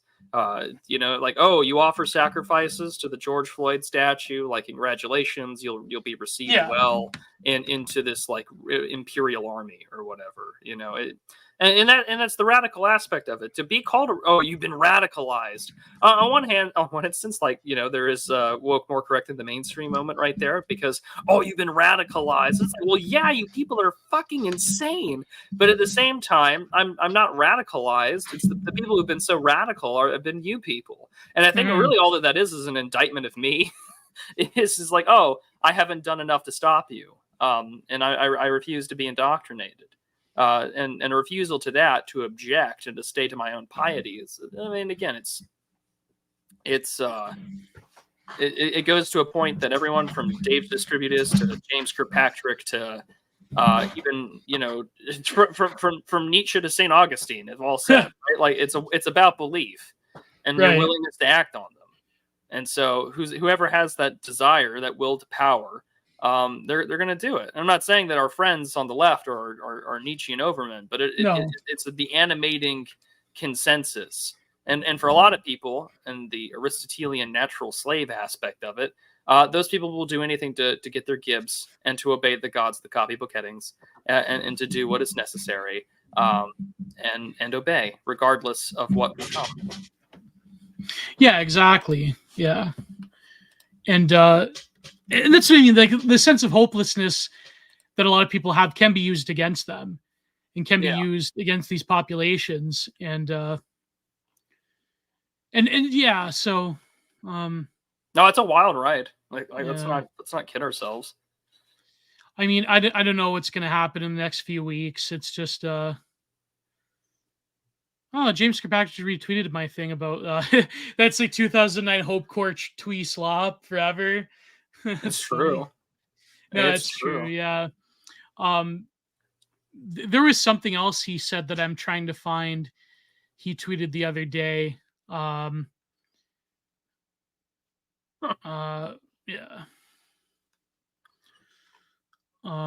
Anyways. Oh my. What else has been going on in the news? Well, to be honest, I haven't paid too close attention to the headlines. I mean, I know that the navies had their oil tanker that they used to refuel the fleet has ran aground and is not great. So that's a disaster for the U.S. Navy's actions that are going on in the Middle East. As for, I guess, the random news that's going on in the world, it's a great thing we can go look up. I'm going through my Cole report bookmarks as we speak. So yeah, the Stephen Colbert thing was totally disgusting. The Canadians for Kamala conference is going to happen in October. 3 of the worst failed premiers of all the provinces. Speaking of Normy Sadism, guess who went to prison? Or guess who's going to prison, I should say. Oh, who? Just guess. Just guess. Daniel Penny? No. Caroline Ellison. Oh, really? The Weasel is getting 2 years in prison. Whoa! Yeah, but she'll probably serve in one of those like low security. Oh, of course. Of course. She accepted a plea deal for charges of conspiracy and financial fraud. Oh my God. What did Bankman-Fried get? 25 years. Oh my God. This is like the financial crimes version of Carlo Mocha and Paul Bernardo. Dun, dun, dun, dun, dun, dun, dun. Before I get to get an SVU bit going on. Yeah. I love that bass line at the very end. Yeah. Produced by Dick Wolf. Yeah. Yeah. Well, the original Law and Order was pretty decent. It's just that as time went on, you know. No, I'm pretty sure it was always bad. It was always, yeah. It's got to be always bad. I'm of that opinion. I just think that because it's so funny. Because anytime there's an episode, because like you'll be at a hotel and you'll like scroll through the TV, see what's on. You'll see it, and then you'll see it, and you're like, oh, there was like one episode where it was like, I think it was like an SVU episode. It was like two black teens, and you're like, there's no way they're gonna make these 2 obese black teenagers guilty. And it's like, nope, it's an indictment on the American medical system and diabetes and fat people and and whiteys. And I was just like, every time, I want racially accurate Law and Order. It'd be over in 15 minutes. Yeah. Racially accurate. Well, that was called The Shield. That's what racially accurate Law and Order was. The Shield, yeah. Oh man, that's why frogs love it so much. But I have not seen a single episode of The Shield. You have to see it, man. It's great. I highly recommend. Okay. It really is like a Chud classic, yeah. Certified Chud classic. I remember when Dimes did a little review of it. With Judas, there was one part where he said that like if you were a TV watcher after 9/11, it was like a great time to be a TV couch potato, and it truly was Kino cinema. If you watch, like honestly, if you watch 24, like the first 3 seasons of 24, are some incredibly tight tightly, and I'm not referring to the scripting, not talking about the script at all, and I'd have to rewatch it. But the first 3 seasons of 24 are some really tightly well shot, choreographed pieces of TV. That was a spectacle to watch 24 on the TV when it was coming out. That was some really good shit. And then of course the writer's strike happens, and then like TV shows like Heroes eat the shit and everything else. Oh man, yeah. But those no one's ever heard of those actors anymore. Like after they did Heroes, it was over. Like Heroes was like super popular. Season 1 has the greatest setup of all time. And then, you know, the writer's strike happens and it just eats shit so bad. Yeah. Yeah. So bad. Then they were like getting YouTubers and everything to NCIS 24, yeah. Navy SEALs. This was still when like Roll Call or Mail Call with Lee R. Ermey was still on the History Channel. Like early 2000s, post 9/11 TV slop was some Kino propaganda. Yeah. Yeah, it was. But after the writer's strike, that's where YouTube got really big, because they were like rifling through all the different like YouTube celebs, the first generation, to where like they would just interview there was, do you remember Pruane 2 Forever? No one remembers Pruane, where he did like the 50 Cent call out video. Oh, and then, Prison Break too, yeah. Yeah, Prison Break, yeah. Like those shows, Lost. Like I never watched a lot of these shows, but like I've never seen an episode of Lost. Yeah. I don't imagine I'll start anytime soon. I think because everyone knows the ending of Lost. It was all the dream or whatever. So, but yeah, like there was like the writer's strike, and then they were like getting like YouTubers like Fred or what's his name? You know, like Pruane 2 Forever, or like Numa guy, Tron guy, like those are like the Star Wars kid, like all those like ancient YouTubers. That's what people are watching. You need the old man Giga Chad right there. Jericho was pretty deep. Well, I love Jericho. Jericho is a great premise. I have to rewatch it. Yeah. Jericho, there was this book we read in school as a kid, Girl Who Owned a City. I agree, Seichi Constantine. House MD is you can't make a show like that anymore, but it was propaganda though. It was it was incredibly subversive. Libtardation. Let's not kid ourselves, but you know, but it was out of all the propagandists, because all medical shows are propaganda. Yeah. There's not a single accurate propagandistic TV show where it's like, yep, we gave her lithium bicarbonate for 2 weeks and your wife is back to normal. We'll see you next week, Mr. Jones. Like, give me that. But until then, that's never going to happen. But every episode of House is the same. Yeah, absolutely. Partial to Deadwood and Rome. Rome is great. Like, there were HBO's greatest hits throughout. Classic Kino. Yeah. Sopranos. Sopranos. Oz. Carnival. No one remembers Carnival. No one remembers Carnival, and everyone likes to forget that like regime monarchy TV show flopped hard. Which was that? What? It was an HBO original about a monarchy. Oh yeah. Yeah. Yeah. Yeah, nobody remembers Carnival. They should have had the 3rd season. It was a tragedy that they didn't have the 3rd season, because honestly, like the 7th season of Sopranos last season, I didn't like. It was like everything was falling apart, and Carnival sucked because you didn't get a tree surgeon. That's why it sucked, because you're not part of the elect. You know, you didn't like invest in the mythology behind. I'm sorry, Treater. I'm sorry to put you on blast like that. But do we want to talk about Israel really quickly or no? I don't really have much to add to the Israel commentary. Do you? There were people. I noticed that there's been an uptick since they've done the pager explosion thing, but it is like, I don't know. It is an ongoing thing.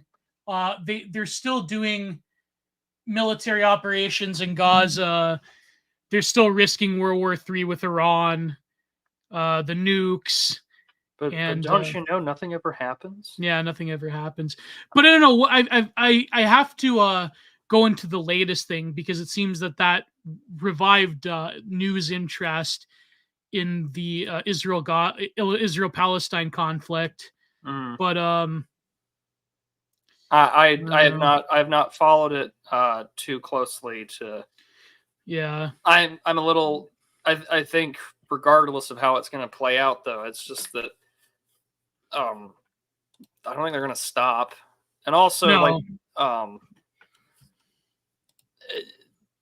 as long as there are bodies that are willing to either be smuggled in or willing to be recruited or willing to get money from other parties, Yeah. American, Iranian, Russian, whatever, this will continuously be a conflict that doesn't really see settlement.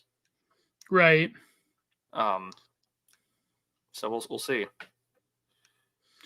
No, there was this tweet that I saw. I think he's like an irony leftist, or whatever, but it was a good tweet about that they're risking the nuclear option because a lot of the Iranian alleged nuclear sites are too deep to like really hit them the way that the Iranians have hit, for example, when they hit Osirak with Iraq. Was it Syria or Iraq? Osirak, the nuclear facility. It was Saddam Hussein. Yeah, it was Saddam Hussein. Well, in 2007, the Israelis hit an alleged either nuclear or chemical facility in Syria. Yeah, yeah. But it's just it's an ongoing thing, and a lot of the discourse around it is, I think too reactive in that sense on any side. But it's just I don't know. Like, I mean, yeah, it's what is there to say? I don't think there really is much to say on that respect. There's a lot of people that are starting to say that there's a lot of existential security things going on because a lot of people are coming to the opinion that there is no ending to both Gaza and Palestine, and of course the situation in Ukraine, without risking the nuclear option, which is very funny. I'm almost done Canonical for Leibowitz, and I was really thinking about that because on YouTube there's a lot of radio. There's like fake radio stations. This one channel where it's like, you're listening to the radio during a nuclear war. You're listening to the radio during a zombie apocalypse. I think it's called something apocalyptic ambience. This the channel is called. I forget Yeah. what it's called. So I don't know. I've just been like thinking about a lot about that lately. But again, hopefully nothing ever happens. Hopefully, the Ukraine war just runs like the Ukrainians just run out of steam, or the Israelis are put in this like weird impotent position where they don't know what to really do. Because I think that, I mean, short of just G-word-iding all of the Gazans, all of the Palestinians, what can they really do besides go to war with Iran or Lebanon again? And they don't really have, contrary to popular belief, they don't really have the resources or military will to do a full-scale invasion of Lebanon again. So I don't know, like what could they really do? It's just, it seems that it's crazy. It seems that the world is being led by people that don't have a grand vision besides their own ethno-narcissistic racial or ethno-religious head counts. You know what I mean? In the next election, blah blah blah. There's no will to do anything. I don't know. Yeah, an unending war where one or both sides no longer has anything left to fight for. Well, that's, I hate to say it, but geographically that sounds better than a nuclear apocalypse. I don't know. Yeah, I'm not 100% positive we're going to see a nice answer to any of these things. But again, yeah.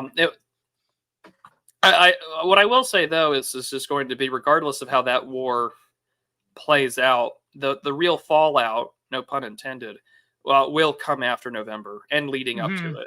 I mean, whatever highly explosive stuff you want to do, that will be your October surprise. And if not, then we'll see afterwards. I still remain. I don't black pill publicly on Maine on the Twitter timeline just because it's an election season. That's how people are. But I mean, I've got my bets hedged pretty well. I fully expect things to get worse. Yeah, I would say that too. I wouldn't discount a Coconut's presidency. So I wouldn't either. yeah, it's hard to say. I mean, months ago I would say it was basically guaranteed Trump victory, but now I'm not so sure. And apparently the FBI found 2 letters by Ruth, one for success and one for failure. whoa, The FBI only released the failure letter with the bounty. that's of incredible. Course. Of course. Of course. Well, what do you think his victory letter would have said? A coconut republic? Worship me? I don't know. I don't know what a crazy person like that says. Probably some pithy remark about like how I saved the republic. Yeah, I saved democracy. Yeah. Why don't you crawl on the follow bunker to me? They probably wrote the damn thing. Would not be surprised. Yeah, I wouldn't be surprised. Would not be surprised in the slightest. What did the trans shooter manifesto say? I didn't read it yet. A lot of clearly pornographic influences and do you have a link to it? No, well, not readily available. I've seen bits and pieces, but I was not going to read the whole thing. Yeah, I kind of want. Why would I subject myself to that kind of like psychosecurity risk? Yeah, but I mean, it would be more politically interesting than say a lot of the other ones. Than a lot of like, for example, what Dylan and Eric was like what they were writing on their website was. I mean, a lot of people tried to read a politics into them, but they were just like edgy teenagers. Yeah. And there were people that said like Eric Harris was a white nationalist or whatever. But that was really just like, I don't know, he was just like an edgelord. It wasn't like, you know what I mean? Like it wasn't like Elliot Rodger where there was a clear, like there was at least not a coherent, but like there was somewhat of a vague ideology there. But yeah, this is like a Femgooner manifest. Tukis, are you guys going to I don't think they are they? That would be crazy if they reviewed the Nashville Shooter Manifesto. That would be crazy. They reviewed one of Justin Moan's novels. Yeah. The Punishing. He kept going, huh? Remember in the novel, he kept going, huh? Like yeah. He kept. Yeah. Yikes. The Dead Zone was great. I love the Dead Zone. Who said that? Samuel Clemens. I love the series, The Dead Zone, not the movie. The series, The Dead Zone was great. I really liked it. Want to do a full moan over The Man Has Riz? I don't know. So I know Cap has more or less all of his books and music. Yeah, you can't find them anymore. No, he got them on Amazon prior to like at the last second. Yeah. What's so bad is that I just see this super chat, and you want to know how bad my normie YouTube habits are? I know exactly what that reference is. Oh man. Which I'll explain when we get to the super chats later. Pac-Man respect. We've been watching old Digital Archipelago episodes and been laughing when Gio calls him Saint Elliot or Saint Rogers. I know I can't do that anymore. It's just, well, it's a funny meme, but like, listen, what he did was disgusting, and Elliot Rodger is no person to be lionized. But I don't know, it's a 4chan meme. And let's just leave it at that. I do not. Yeah. Okay. We do not endorse. I mean, it was kind of funny as St. Elliot, but you know. I will say this though, as I've said before, I do own a one-of-a-kind publication of his little manifesto diary thing. Yeah, My Twisted World, yeah. From Apostate Gallery. Oh man. So yeah, I kind of feel bad that I know, but that I own that. But also, but Elliot's family ain't getting money. Well, that's true, but yeah. I mean, support your friends even when they're being attacked by radical leftists in the and they were doxxed by insane lunatics. And so true. Yeah. So true. But I wonder. I'll try to look for a link to the. I wonder if someone in the group chats can link me to the full thing. I saw some pieces, but I wonder if it literally was like Femgooner territory. You can find it easily if you're to start looking around. And if not, I'm sure you can find it on Stephen Crowder's website. Okay, louder with Crowder. Yeah, just be careful that they don't force a dress on you when you walk in. Oh my God, Stephen Crowder! What a fucking. But that honestly, is like the last good thing that he's done. But I was about to say him reporting on all of this Nashville Covenant shooting news has probably been like the saving grace from everyone remembering. Oh yeah, he's like a catty, talk shit to his pregnant wife, getting a divorce kind of character. Yeah, I have two mugs. It's okay to be. I mean, it's a mug. The mug club. Good lord.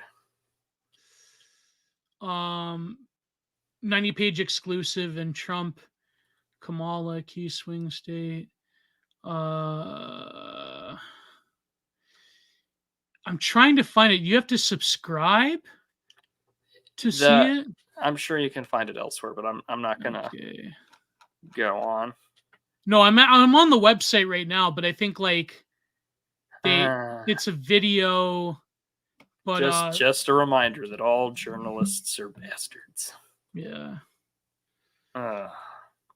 80 new pages of Shooter's writings. Yeah. But where is it, Stephen Crowder? Where's the PDF? Like, I'm trying to. I'm sure you can just. Can you Google this? Not on the air. I mean, he's cucking us. I don't want to cover this. He's cucking us like he cucked himself. So anyways. True. What, you worried I'm gonna like read it live on the air? No, I just enjoy this on the VOD, everybody. All right, I'll stop. I'll look for it on my own time. Yeah. Oh, I forget that the chat function exists in the entropy area. Anon says, as things are right now, economics are a tool to hurt political enemies and to help political allies. Let's discuss the specifics on how to best allocate these resources, quote, after we win. Exactly. And then he says paternalistic welfare systems are good in homogenous high trust societies, which is also true. 100%. That's what I mean. Yeah. World War Z is a wild book to go through now. Oh, because everything started in China?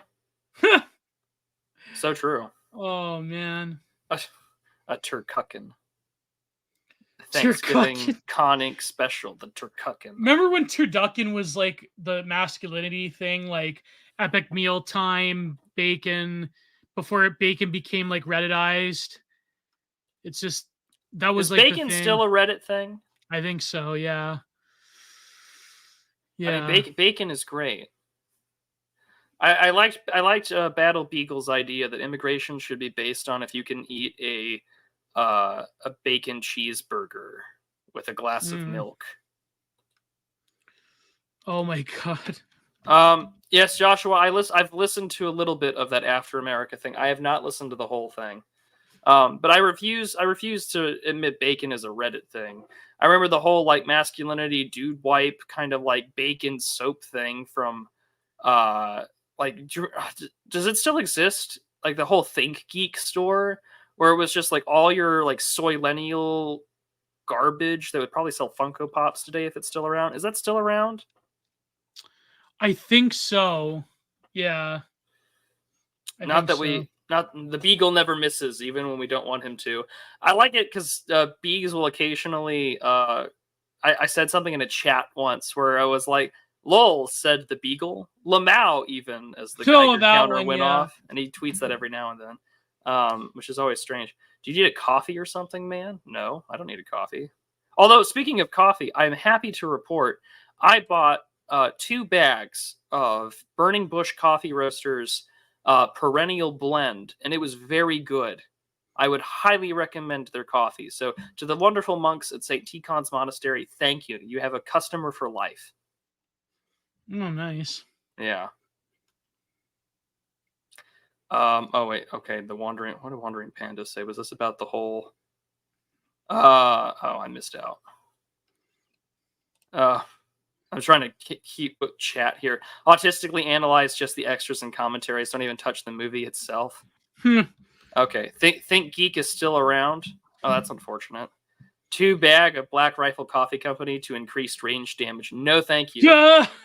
No, what's so bizarre. So I was in Oklahoma City one time not too long ago, and there is a Black Rifle Coffee Company actual store Like, it is a physical brick and mortar building that you can Holy walk crap. into. And I was like, oh no, things are so bad. The dude wipe right. So true, Tim Miller. So true. Dude wipes. That even like even Howling Mutant was ribbing JD Vance. He's like, I know JD Vance probably uses dude wipes. That's oh, I love how I don't love it's terrible. You can't say that name Oklahoma City anymore without thinking of the Mirror Building. Like it's well, the sidebar, the one of the side podcasts, TR Hudson and Capitalissimo, they're actually reviewing what's her name? Painter? Emily Painter? What's her name? Emily Painter? Is it? Yeah, I think In the so. Desert, the Heart of the Real, the Timothy McVeigh book. I actually have that book. No, Bolero, it was not me who did it because I was born in 1995. The do white bread. The irony leftist. Did you know they're calling us the soy right now? The soy right? Yeah, that's what they're calling frogs now. The soy right. Yeah. What a bunch of fags. I know, but like, that's no. The I guess soy right. That's just as bad as Konstantin Kizin's the woke right. The woke right. The woke right is more correct than the mainstream. Like, I don't always agree with Hypocrite on everything, but he had done a reaction earlier today, sort of like the whole Ben Boyce conversation he had with Kizin, and he got Kizin to respond, and of course that conversation didn't really go anywhere. But he got again when you talk about certain characters, you bring in all the other co-ethnics in, because then like Dave Smith was quoting about it. Yeah. I'm pretty sure it was Dave Smith. There was someone. Yeah, I think it was Dave Smith.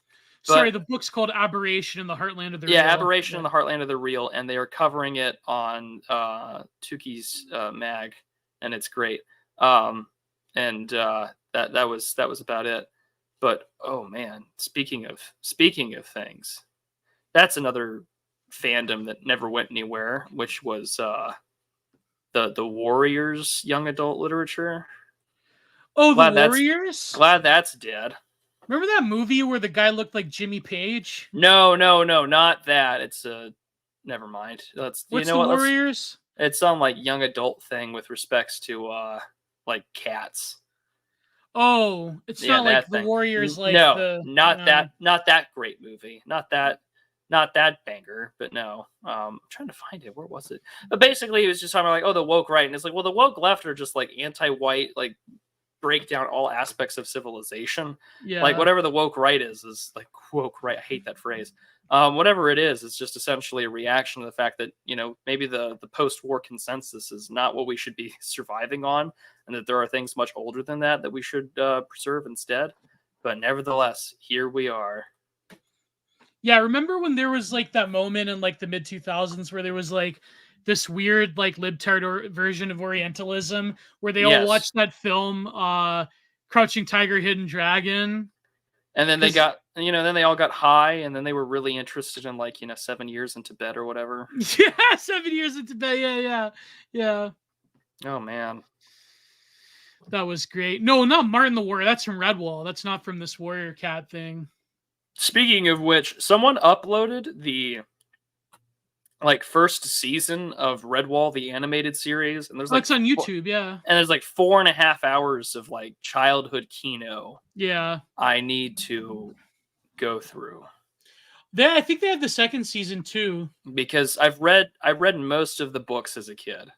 I watched the animation when I was a kid. I loved those books. They had it on Teletoon. Was it based? Hold on, I'm not looking this up. Redwall animated series. Was it based out of? Yeah, it was. Yeah, it's Canadian. Redwall was an animated television series produced by the Canadian Nelvana, along with the France-based Nelvana. Yeah, every Canadian millennial remembers Nelvana, the logo with the bear, the polar bear. That ran from 1999 to 2002. Man, I'm gonna cry. I remember the Nelvana. Oh, no. Redwall has the rights to it. They're making a movie. I'm ready to be hurt. I'm ready to have my childhood guts ripped out of them. I remember They released a 4K copy of Gregoroki's Team Apocalypse trilogy. I guess we have to watch it again, Prude. Yeah. Did they? Yeah. So I can go see what's his name's dick in 4K HD? No, I think I'm good. James Duvall. I don't want to see James Duvall's genitals in 4K HD. I think I'm good.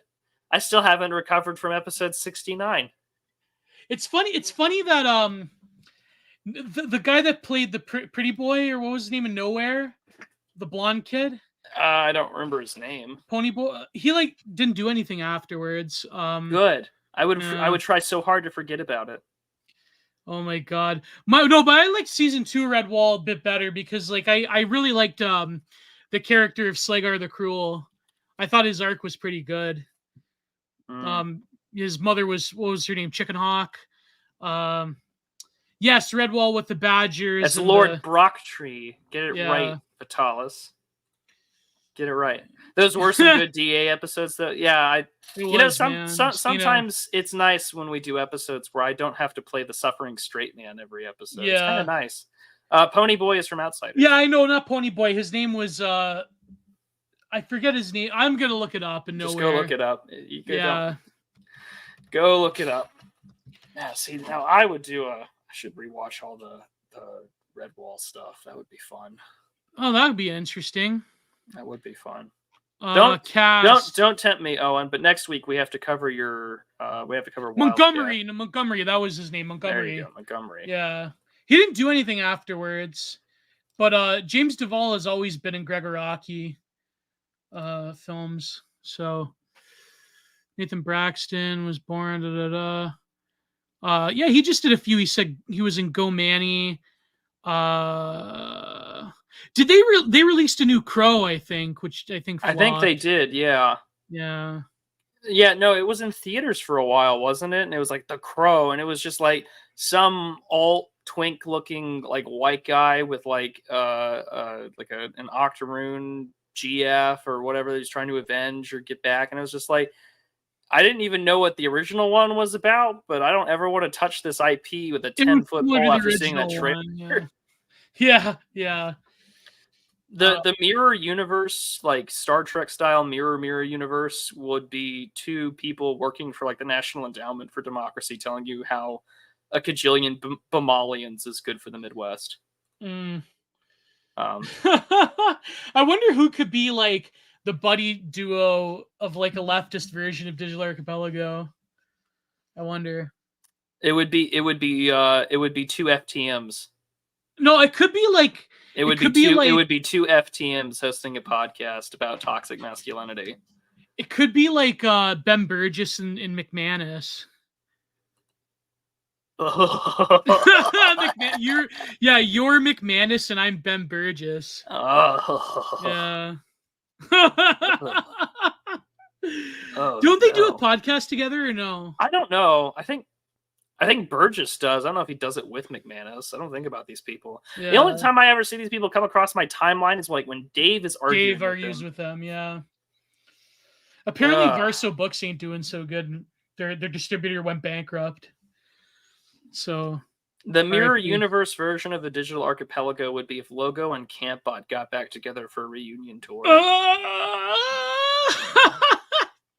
know what's so funny is that like. Yes, I did. Yes, I did see his tweet about Israel the other day. Yeah.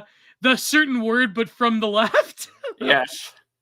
That was funny. No, but like Logo isn't sufficiently leftist enough. He's just like a MAGA communist. So yes, he is. Yeah, with some interesting takes on American literature, and that's about it. I guess like they could be like that equivalent, but like every once in a while, there's like the old frog in Campbot that rises up, especially when he's like going after the Israelis now. There's still a bit of old frog left in him. But anyways. Yeah, just his like tech wars instinct comes back out, and he's like, "Oh yeah, I do have some opinions about you people." Oh my god. Everyone ribs him for that. It's just, I know it's like an old joke, but it's unfortunately it's like you're remembered for some things despite the fact that your career has moved on. You know, like for instance, like the Natural Law Institute is still a thing, and Kurt Doolittle still does shit, but everyone remembers him for the pissing incident, you know? Yeah. Yeah. Then that guy in the mask, John Marks. Yeah. Yeah. It's all there. Evil Gio is Stavros. Oh god. The best DA episodes are when Prude had a shitty job and he was just angry and black-pilled all the time. The righteous anger was Kino. We can all admit that was true, okay? I'm not gonna lie. I'm just a happier person. I'm actually doing great. Like, what do you want? You want him to like take his fucking kidney out again just so he could produce Kino? It's like people. I'm sorry, I shouldn't say that's insensitive. No, you're joke. fine. You're fine. No, but it's like people that say, "Oh, Dave Mustaine should go back to doing all sorts of drugs known to man just so he can produce better metal." It's like, no, you're gonna kill him. Like, it's. Thank you, chat. I greatly appreciate it. Yes. On street talking about Trump Rising City of Fools. Yes, thank you, chat. Appreciate it. I remember Fergie from Pissing. Is Evil Digital Archipelago just political episodes of Cumtown? Yes. Maybe. Yes. Yeah. He still has another kidney. I have one working one and 2 dead ones. I'd like to not. They don't take it out of you? No, I was so upset because before I returned like the prodigal son to our Lord, I had this idea because I knew since I was 6 years old that I was gonna have to get a transplant at some point in time in my life. Yeah. My thought process was they're gonna take them out and put the new ones in. I thought that's what they did. Me too. Yeah. So did I. Oh, I guess it's too dangerous to take them out and like. I guess, but they take them out on other occasions. But my thought process was that they would take them out, and what I was going to do is I was going to preserve them in a jar of formaldehyde and have them like on my mantle as sort of like my middle finger to the universe saying like, haha, you didn't kill me yet, you know? And then when I'm meeting my surgeon at the transplant clinic, she was all like, yes, my transplant was done by a woman of color. I'm very lucky I'm alive. And it's like that. That joke saved your life, dude. I think we could bracket the casual racism a little bit. It's like it's like the little like blushing chud jack on. It's like when you've been tweeting some racist shit and some black lady just called you sweetie. Saved your life. Just saved my life. And that's what I mean. I worry, like, not God forbid you ever get doxxed. I just worry if like that statement came out and you know what I mean. I'm ruined it. It's all right. My life is ruined. I've said worse things on Oren McIntyre's channel. True. And I probably have here, and he lets me do it, which is crazy. That's how I know he doesn't watch our show. No. So I was walking her through it, and I said, "So you guys are gonna got the Caribbean surgery." I got the Caribbean surgery. It's done.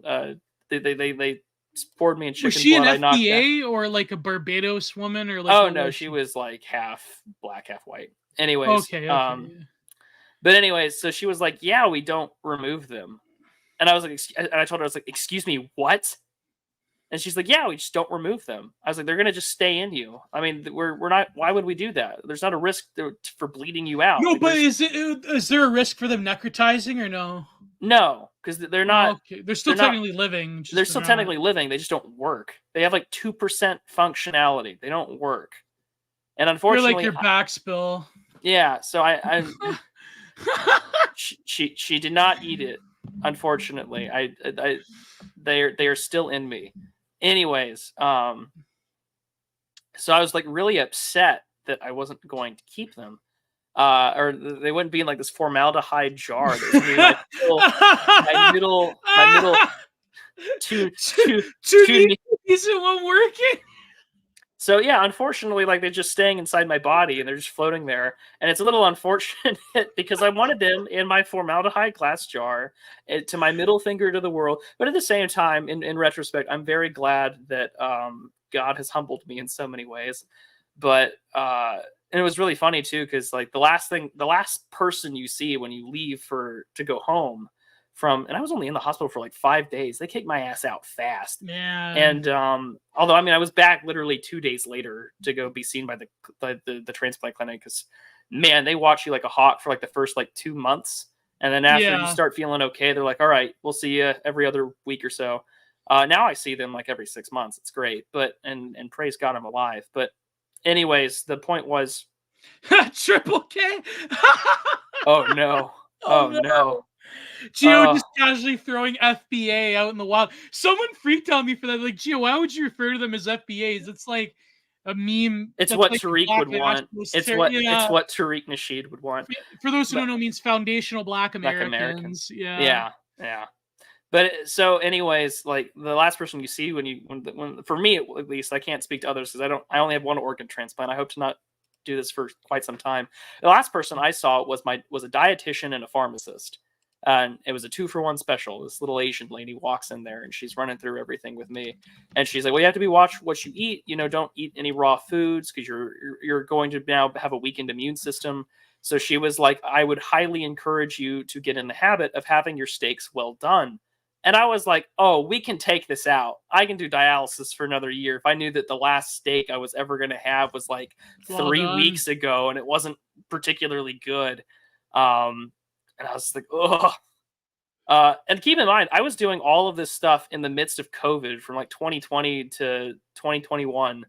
So all of the coof stuff was happening at the same time that I was going through this garbage. Not a great time to be alive, to say the least. And also, and if you really want to be radicalized, I did get COVID December of 2021, and I was knocked flat on my ass. I was not doing great, and they said, "All right, well, you can get a monoclonal antibody treatment." But because of where I lived at the time, the closest place to do that was Dallas County. Now, Dallas County was one of the many counties and many cities in the United States that offered monoclonal antibody treatment on a racial basis. So unless you had a pre-existing condition, Black and brown people were at the front of the line, elderly whites and white people were not. So needless to say, thank God I got the monoclonal antibody treatment because of my condition as a transplant patient with a pre-existing condition. It was rough. I mean, I felt better almost instantly the next day, but absolutely insane. Oh yeah, no, they did this in Minnesota too. Everyone talks about the COVID snitch line, but like places in Minnesota did this. New York City did this. Yeah. So remind you that this is why Tim Walz is an incredibly evil piece of shit. So yeah, there was a point system. That's how it did. How is that legal? Because everything was. Because it was a total state of exception. Yeah, it was a total state of exception, which isn't a total state of exception anymore. It's just the law now. Dude, I'm permanently chained to a medical institution that will inevitably try and get me killed. I already eat poison every 12 hours. Oh, God. To stay alive. Yeah, my old man knows that from experience. Prednisone is like poison, man. Holy crap.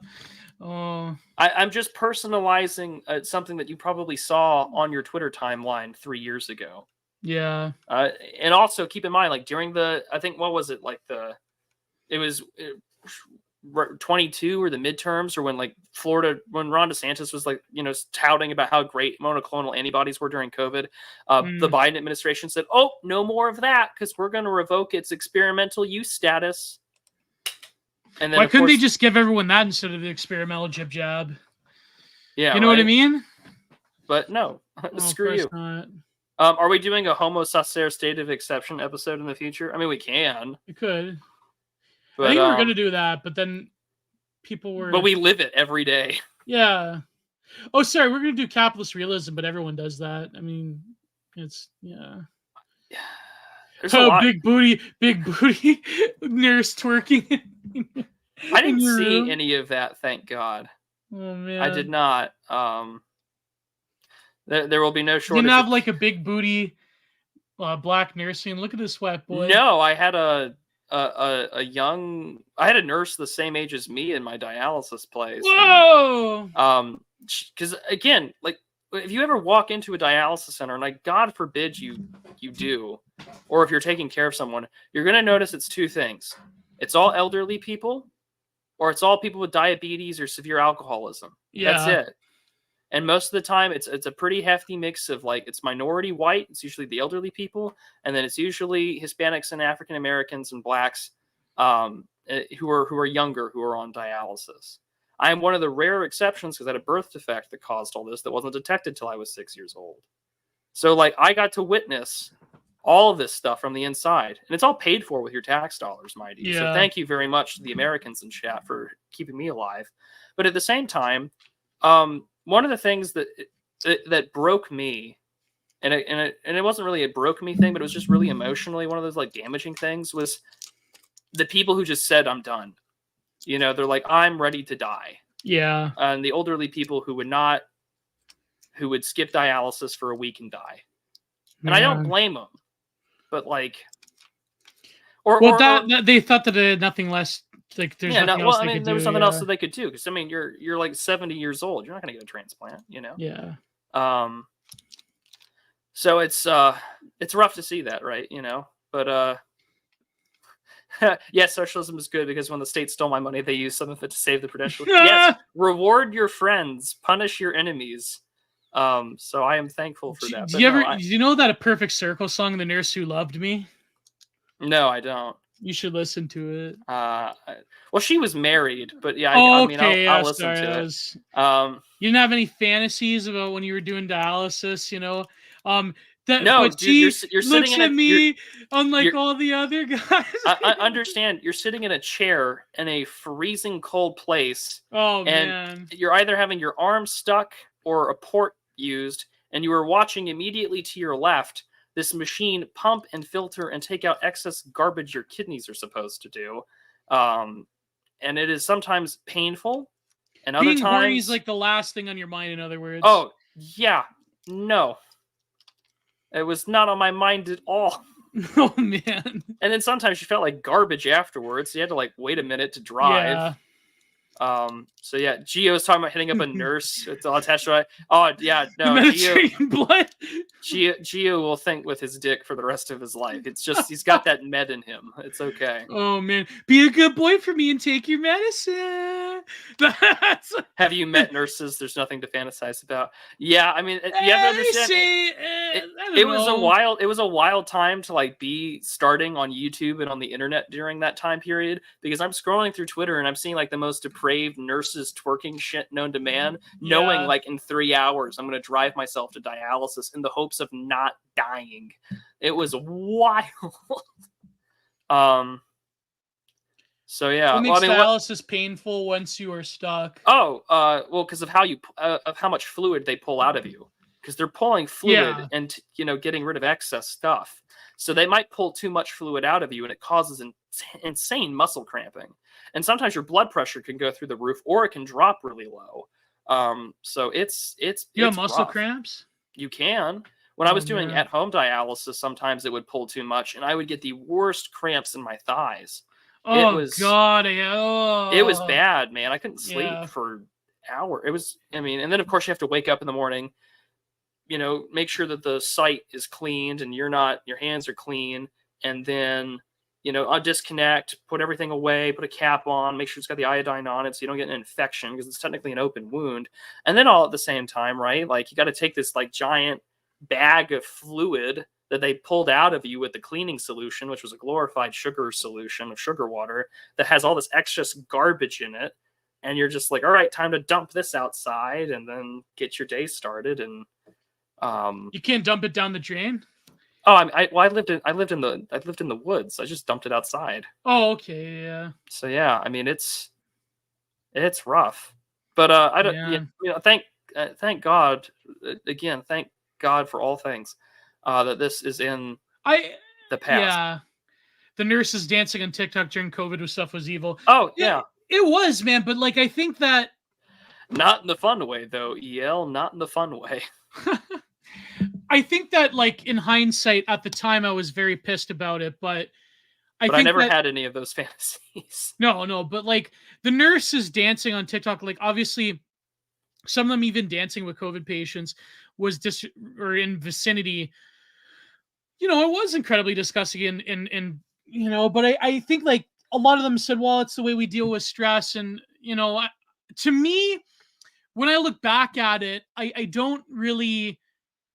The hatred I harbor in my heart isn't really for the average TikTok nurse dancing with the mask on. To me, it's more the like Eric Fingeldings or the who's the one in Canada, the Tamara, what was her name? Yeah, I don't know her name, but still, I mean, again, people like that, like to go back to Charlemagne's article, turns out a lot of people are crazy. Yeah, and you can't really fault them for their craziness. They were designed that way in some ways. Yeah, and so I think that the hatred I harbor in my heart is for people like these like crazy Covidians on Twitter that still exist, that want to like put everybody in permanent lockdown again, that will like literally lie about this situation on the ground. And it's just or they, it's not even that they lie, it's just they believe the sort of like second, third, fourth, fifth hand information that's passed down to them by these news sites who are dedicated to spreading panic and alarmism. And I think that I blame those people more than the average TikToker. So the average TikTokers dancing and all that, doing that stupid stuff, was certainly a very dystopian aesthetic signifier. And we're, to this day, we're still trying to grapple with the gravity of what happened at the very beginning of the 2020s. And it's just yeah, you rank, this is how we rang in a new decade. And yeah, so I remember like those down at the Frackle Talk. Down at the Frackle Talk. So yeah, I mean, and of course, like you being a medicalized subject during that time as well was also incredibly scary. And yeah, you know, we talked about that in that stream we did a long time ago. Yeah, about, like both of us have had bouts of like being prisoners in our own body in a weird way. That is true. So, yeah, the COVID. Well, that's why he says it that way. Yeah, the COVID. Well, I mean, if you want to see what they, I mean, they are. But I mean, go to. I don't want to recommend Reddit to anybody, but go. So the Reddit community Zero COVID. Oh my God! You want to see broken people? There, go there. Yeah. But also, speaking of medical institutions like that, it really is void staring when you look at those really people. is. But also think about the. We also talked about this in the documentary review. But I mean, remember when Andrew Yang was like, "Hey, maybe we should bring back institutions," and they freaked out on him. Yeah, and they freaked out on him. And he's just like, "No, he was right. We should bring back the asylum." Exactly, the clown decade. Yeah. That's true. This is as clown world as it can possibly get. Yeah, man, it was very dark times. Yeah, very. I could write more about it, but it's getting late, and well, shall we go to super chats? Yeah. All right. Gio, what have you been up to? What has been going on in the wonderful world of Gio's content corner? Oh man, hopefully I can release a new episode of content. I wanted to do an extra to finish off that Cezanne article, but I've just been busy with other stuff. And I've been trying to finish this painting, but I've been interviewing a bunch of people so for Content Minded, so hopefully, and that in the computer room, we have exciting stuff we recorded for that. So I will say this though, Catherine did a great Art Bell bit. Yeah, Kat did a great Art Bell bit with our new editor who runs a Christian YouTube channel. I follow, what's his name? Michael. I got to give him a proper shout out, but like, yeah, they did a great with interviews and with voiceovers. And so me and Kat definitely wants to do a more professional looking product, right? Not too professional, because I told her like sometimes Kino just flows and we have to like, put it out there. But I with music and segments and breaks where we do voiceovers to explain what we're talking about. And yeah, there you go. Oh, there you go. Yeah. Well, for the lovely people who've been following me lately, I have subjected you last week to 2 doses of you got boosted and jabbed on last Friday. Because we did an explanation of Nick Land's meltdown last Friday on Oren McIntyre's channel. It was a part 1. I will most likely be doing it again this Friday with him. Why we're doing this, I don't know. Ask Oren. But it's been fun. And then I started a monthly/quarterly show with Dimes from Blood Satellite called Do You Even Read, where we just go over our favorite little pieces of literature. We are currently going through Thomas Moynihan's Spinal Catastrophism. I enjoy all of the Time Cube memes that you guys left in chat and in the comments section. So, there was a lot of fun. Do you see that edit where Trump has Pedro Gonzalez in a time cube. Yes, I think have. Nightmare Efsler did that one. It- Yeah, Emily Eucas did the Dollhouse. Did you see that one? I did. Oh, it was like Full House. The Oren episode brought me here. Glad I did. Well, welcome. Nice. I am a regular guest on Oren's show. I don't get paid for it, but I'm very happy to be on because it brings wonderful people like you here. And also, thank you everyone for the 12,000 subs. For a small niche little right-wing conservative channel, that means a lot to me. So I greatly appreciate it. I've been doing this for now 4 years. So thank you. Fuck, man. I'm so jelly. Like, I got another channel to 10K, but that's not my channel. I got here to... Yeah. Anyways, somehow Ethan Ralph has been producing Loa for Kino for nearly a decade. It's crazy. The man is a Kino producer. That's, Yeah, and he and DSP will be here for a while. I think Oren's getting the cigar. Well, I mean, but if any external judge would say yes, he is. But let's not kid ourselves. In the world of gamification, infotainment, content clicking videos, neither of them will ever get their cigars because none of them will. Well, I think Oren has the guts to do it, but I don't think AA ever has the capacity to admit that he's wrong. So no, I don't think AA will ever give him the cigar. It's funny though when he doubles down. It's entertaining, but it's like, come on, dude, you've lost. Yeah, well. But no, they might still put the woke away if they have another war to like get young white men to sign up for. But we'll see. I will say this though. I have an article coming out tomorrow. It's a bit of an effort post on the Old Glory Club Substack. I will share it in the community tab as well, wherein I talk about the phrase "nothing ever happens" as a form of auto amputation from McLuhan's Understanding Media, and I'm going to write a second piece on it on my Substack as well. So I'm gonna expand on this stuff even further. Because I think that's really the thing that's always been interesting me are these like little phrases that we use. Because when we talk about catchphrases or memes, what are we trying to do?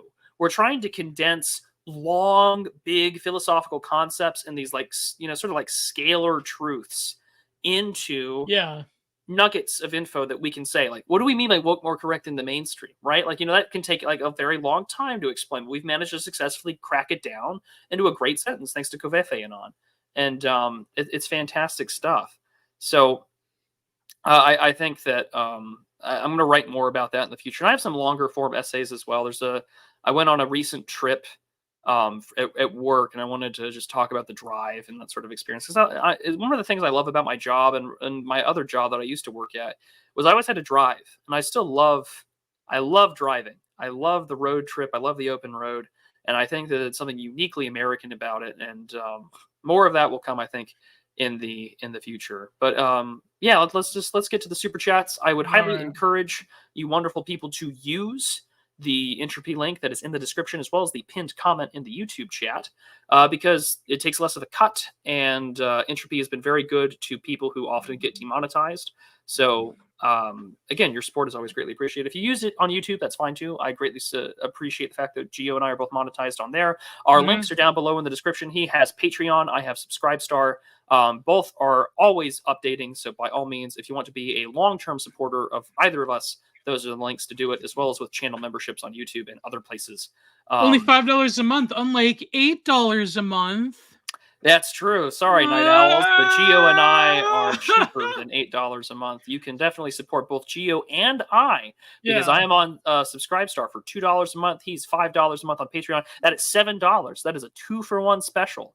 And that extra dollar you save can remind yourself to watch the Digital Archipelago and not Night Owls. So we'll go down and we'll start with the Entropy Super. We still watch Night Owls. We still watch Night Owls. We're just joking. Speaking of which, Gio, do you want to have fun reading your little meme? Yes. Okay, we'll do Gio, that. how do you survive on Patreon? Well, Patreon only bans you if you've done something like very important, like Lauren Southern or Sargon. So this is based.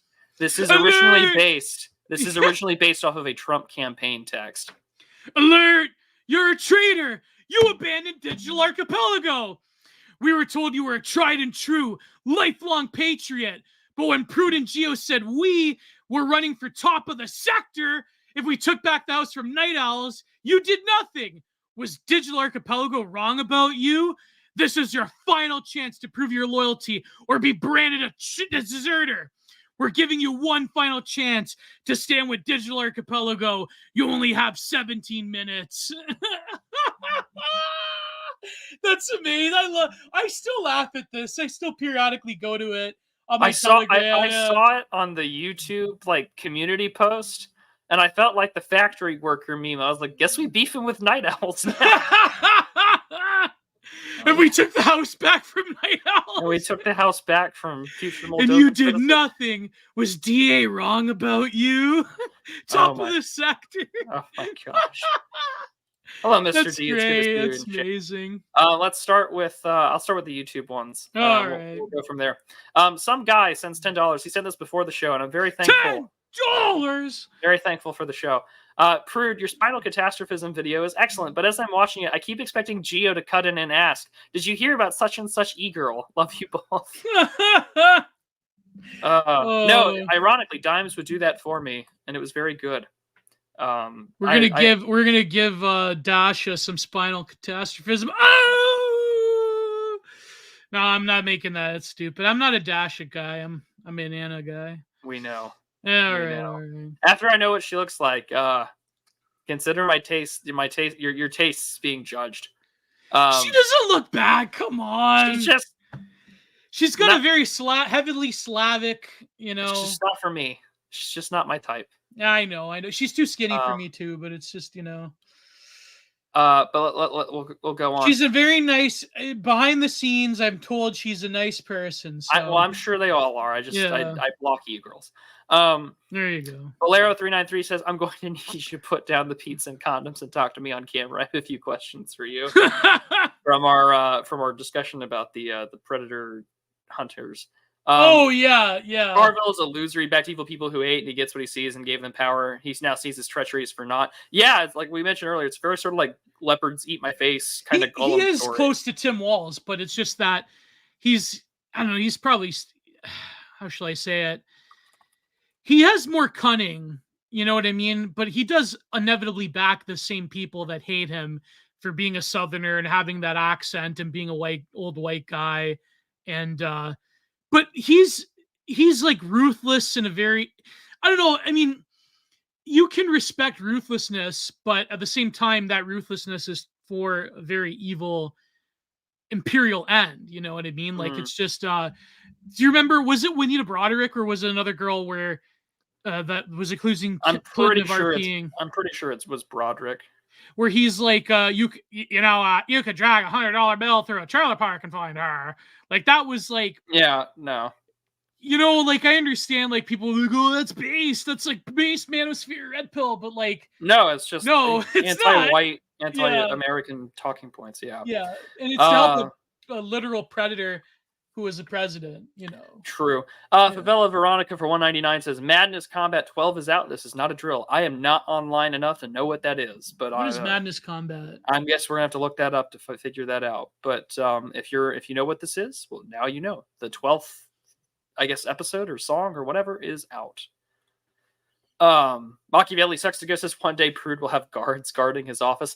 I don't know if that's a good thing or not. And there's a few ways to read that tweet or that message. Machiavelli sucks to go, but if I have guards guarding my office, I hope not. I don't want to be in that kind of position of power. My dream is not to be doing this forever or to be in a position of power, but who knows? Yeah, God's will be done, not mine. Favela Veronica says, 499. These types of crazies are the ultimate new age super soldiers from the state. From Tumblr to now, it has been a self-modulating pipeline to destroy the West. 100%. 100%. Yeah. Absolutely. And but there can't be controlled very easily. That's the only blowback. Well, I think they can be. Most are pretty on messaging. Yeah. Luthamplar says, good speech by Bukele at the United Nations today. Some say we have arrested thousands, but in truth, we have set millions free from their terror. Good luck. There you go. Yeah, I typically don't watch the UN because it's typically a great way for pomp and circumstance, but sometimes, the keynote is out there. Luthamplar says, who remembers the NBC show Kings, which was a retelling of David and Goliath in a modern setting? Goliath was a literal tank and David had a bazooka. I do not remember this. Interesting. Weird. I'll have to look that up. Favela Veronica says the future is going to look like Dr. Bosch's post Van Buren timeline, New Vegas Hell World. So true. Although I watched the videos, and then I was like kind of surprised at how far into the Gnostic shit it was going into. I was like, man, these are some pretty obscure references to go pull from. But nevertheless, didn't they like reference the Book of Kybelon or something? They referenced the Sophia of the Christ and a few other ones. Oh, Pysia Sophia, yeah. Yeah, and I was like, what? I was like, this is some like you're pulling for shit. But nevertheless. Is Favela Veronica from Rio de Janeiro? Yeah, the Fallout Veronica. We have like one Brazilian baddie with an internet connection in the favelas that are watching us. There you go. Oh man. Willie McDuff says great content lately. Well, thank you, Willie. Greatly appreciate that. For Prude, says Favela Veronica, what's your theory on the going on in the Dr. Bosch ARG? I'm of the alternate reality post Van Buren timeline mindset. I mean, that's what it seems to point towards. Out of bounds Van Buren world where House didn't succeed, and the outside of the world is an absolute nuclear hell. To me, that seems to be the most likely thing, but I don't. I guess I'll have to wait. These ARG things, or like these video horror things, I like them a lot. I kind of like this kind of unfiction stuff, but I never track them as they're going. So like if I find something that interests me, I'm like, oh, this is neat. I can't wait for me to like come back in 6 months and see what the comments were saying as I'm like binge watching these. But that stuff's always entertaining. Yeah. Favela Veronica says not Mortal Kombat, or what was it called? It was Madness Combat. Is old Newgrounds Kino from the 2000s. Oh, is this the one with like the faceless kind of figures that you used to play games of as well? I think I remember this. I think that they had that like one thing Bloody Day. Oh yeah. I remember Madness Combat. Yeah. Yeah, they were like the little like they're like those like circular characters with the big feet. And the faces that are Man, that was great. Yeah. That's classic Newgrounds Kino right there.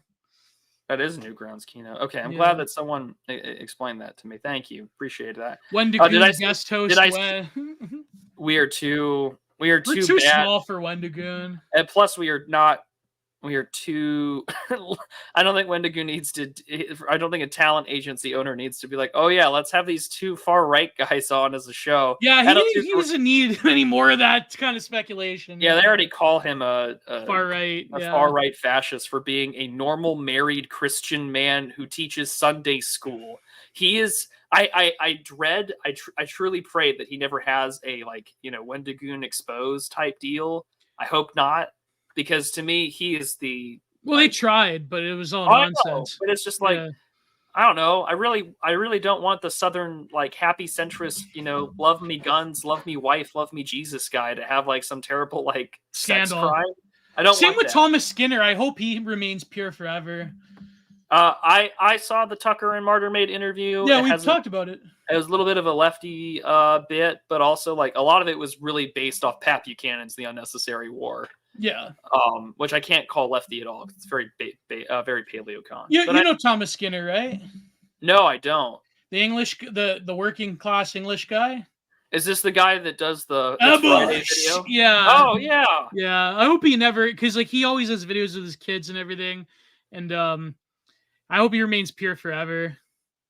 The kid from Kindergarten Cop who says boys have a penis, girls have a vagina is far right by today's standards.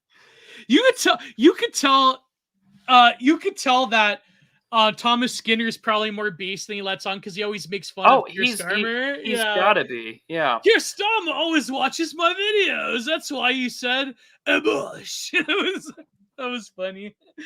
Oh, okay. Oh man. Dr. Disrespect to Mark Ingram. Oh my god. No, let's not mention that. Okay, the entropy link should be working. Thank you for whoever told me that it was being glitchy. So I think it was your friend. It was either Conan-esque or it was your friend John Taffer-Groiper. John Taffer-Groiper, who's like, it's gonna be $1 billion. Oh gosh, and it's like I'm pretty sure that was John Taffer-Groiper. It was John Taffer-Groiper. Yeah. 'Cause you know me. I never look when I deport millions, because I'm the absolute governor. You know? One can I only. never look at the deportation sheets.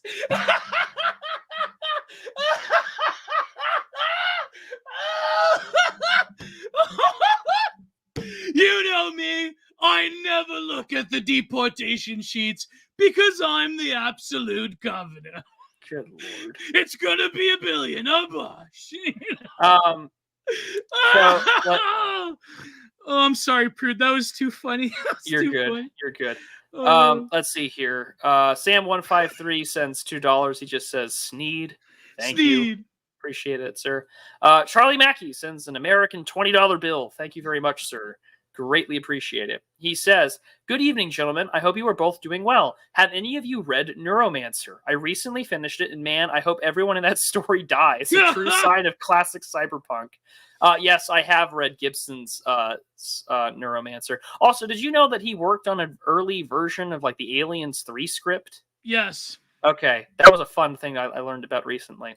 I think his parts were cut off because, like... oh, no, the Aliens 3 script has gone through so many revisions. God only knows what his original looked like. Because Ridley Scott's a fucking... never mind. I'll never forgive Ridley Scott for fucking over H.R. Geiger before he died. I'll never forgive Ridley Scott for that. But anyways, God bless H.R. Geiger. Yeah. But he says... also, that bloody spinal... I'm not trying to... that bloody spinal catastrophism stream has left me overly conscious about my back pain and posture. Oh, good. Yeah. Good. We're not done with that book. We have 2 more parts before we're finished with it. I never read Neuromancer, but I've read some essays by Gibson. I should read Neuromancer. Didn't we do a whole episode? We did a whole episode, yeah. No maps to these territories. That was a good episode. He was traveling in a car in 1999, being filmed talking about the future. Yeah, it was pure like Y2K Kino. You know? Oh yeah. Oh yes. I think Gibson had a bit of the touch on for the Monastery Planet or something like that. All right, I need to remember. Mr. D never do a British accent. Gio. Oh, bad. You've been put on notice. I've tried to do Mr. D before, like these fucking idiots that come to me in my chat, and it's get away from me. It's my space. My space. Red Hawk has recently put a great cocktail hour bingo sheet together. It is very accurate. Nice, yeah. Spaces. Very good. Someone should clip that as a short. I want to put that as a short. And you know me, I never look at the deportation orders because I'm the absolute governor. That's funny. He locked his comments on any art post because he's like, I don't want to deal with these fucking low IQ people. And he's right. He's right, man. It's right. Like, because people are just like, oh, this is terrible. Like, it's... I can understand Mr. D being like... It's just like, every time I see, like, before he locked them, it's like some low IQ moron would, like, retweet, like, repost it, like, well, this looks like a Crayola thing. And it's just like, oh, dude, he's going to find you Semtex in your pager. It's Paul Klee looks like Crayola. Yeah. Oh, my God. Any thoughts on reviewing Cyberpunk Edgerunners? I mean... What is that? It is an animated sort of show tie-in to Cyberpunk 2077. Oh, okay. I'm not opposed, but the fee is $100. Yeah. Let's see here. Sean Schaefer over on on Entropy says, Isaac Young. I just read Isaac Young's first installment of the Star Trek review. Have I read? I did read it, and he and I have chatted about it in private because my favorite Star Trek captains are Captain Archer and Captain Sisko, and I think Janeway is a total moron, but that's a whole other story. And but yeah, I mean, I like it, you know. And he said, I'm also adding Spinal Catastrophism stream to my occult/esoteric knowledge ASMR sleep playlist.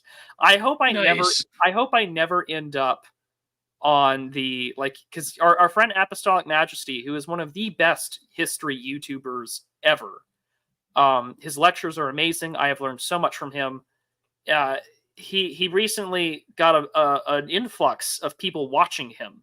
Like his view count went up, and he was like, "This is odd." And someone commented on one of his videos saying, "You're very important to the sleep community," because people have these playlists of what they listen to fall asleep and sleep to, which I think would be really heartbreaking that people are watching. Yeah. I mean, I'm not going to lie. I've occasionally done this. There are a few videos that I know I'll fall asleep to. Patrician TV, you're one of them. Sorry. But like, I feel like that would just hurt. You know, like you do this 4-hour lecture on like the rise of the Romanovs, and then all of a sudden it's like, your videos are so good to the sleep community. You have such a great voice to fall asleep to. I was like, oh, dude, just end it. Just end it, man. I would be so done. But Apostolic Majesty is an absolute king, and he deserves all of the love in the world.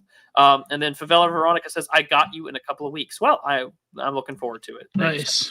I'll be sure to watch that. Speaking of reviews, we will be going. I'm trying to record Canticle for Leibowitz, by the way, pretty soon. So yes, yeah, the review. I'm doing the ultimate. It'd probably be like 3 hours on Canticle for Leibowitz. I was debating whether paywalling a portion, but I'm like, I can't fucking do that if someone's paying me money already to review it. I can't just paywall it. You can't paywall that stuff. Yeah. No. If someone pays me to review something, I won't paywall it. I mean, I would be. John Michael Gaudier is good for that. Oh, is that the science fiction author who goes into like all the space and astronomy news? I've seen a few of his videos. And then Charlie Mackey says falling asleep to Patrician's TV's 8-hour videos is forgivable. I have seen them from beginning to end, though. I mean, but we are not a pro sleep community. That is true. We are an early bird night owl appreciator, but not that night owls. You know.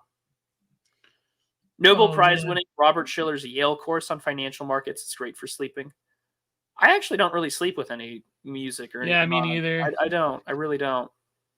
I mostly just browse Twitter before, or I'll watch videos before I sleep that are like low effort. You know, like, if I have difficulty falling asleep, I will. The guy that makes hot dogs on YouTube. Oh, the Everyday Sausage or whatever his name is. Oh, what's his name? Chris Hot Links or something like that. Yeah, he's got like, it's great because he does like the flip. He's like very fast, just pumping out these water dogs. Can you do me a favor and read this real quick? All right, Gio, I'm putting this in the. I'm putting this here. Can you read this? This comes from Jay Ford over on Entropy. You know me. I never check my balance before I donate because I'm the absolute governor. Sneed. Oh, there you go. Jay Ford subscribes as a channel member for 5 more months. Thank you very much. He says, "White man, wake up. Joe Biden, wake up. Joe Biden, wake up." Biden, wake. You know what? I love that video because it's the so only good. people that knew about that guy was because he was in a Nobody TM edit. And it's like now he's like become a meme on TikTok. Yeah. Nobody TM found that guy on like some obscure YouTube channel and in like fucking 2015. And so true. Yeah, or like 2017 or something like that. And now he's like everywhere on TikTok and whoa! Do you want to do the big yell? Yeah, sure. The Favela Veronica for $99. Well, let's just do it. $100. Woo! So he says, actually, you know what? Here you go, Skibbity. Well, I guess I'm watching. I guess I am watching. Yeah, this is. See, Gio's loud super chat voice is why you can't be part of the sleep community. Yeah, it just doesn't work. So okay, I guess I'm watching Netflix Edge Runners, and I'm gonna take notes, and Netflix Edging Runners. Netflix Goon Runners. I was about to say Goon Runners sounded better. So yeah, I guess I'm gonna go watch Netflix Edge Runners, and is it hold on, is it a limited series, or did I just like fuck myself into watching like 5 seasons? Oh man. Netflix Edge Runners. Review all of The Shield, all 7 seasons. I think it's just a limited series. Yeah, I think it's a limited series. How many episodes? Veronica, where'd you get 6 million Brazilian rubles? Oh, it's just 1 season, 10 episodes. Okay, yeah, that's perfectly 10 fine. episodes is pretty reasonable. It's an anime, 1 season. Great. I will watch that. I will watch that this coming week. I like Favela Veronica's avatar. It's pretty cute. I'm pretty sure it is a reference to Veronica from Fallout New Vegas. Phil, Veronica, you an actual woman? Don't lie to me. You're an actual woman, right? Gio, we're both taken. What are you doing? No, I know, but I'm just saying, like, I don't know, it makes me feel good that we have females that actually, we have Foids that actually listen to our... It's literally Veronica. It's literally Veronica. Yeah, there you go. We have Foids that listen to the Digital Archipelago. This is a pro... There's this, Twitter you're taking. No, I know. But, like, there's this, like, weird, woman that, like, she goes in all these, like, very far-right Twitter space. I think her name is like Schizodove or whatever. Yeah.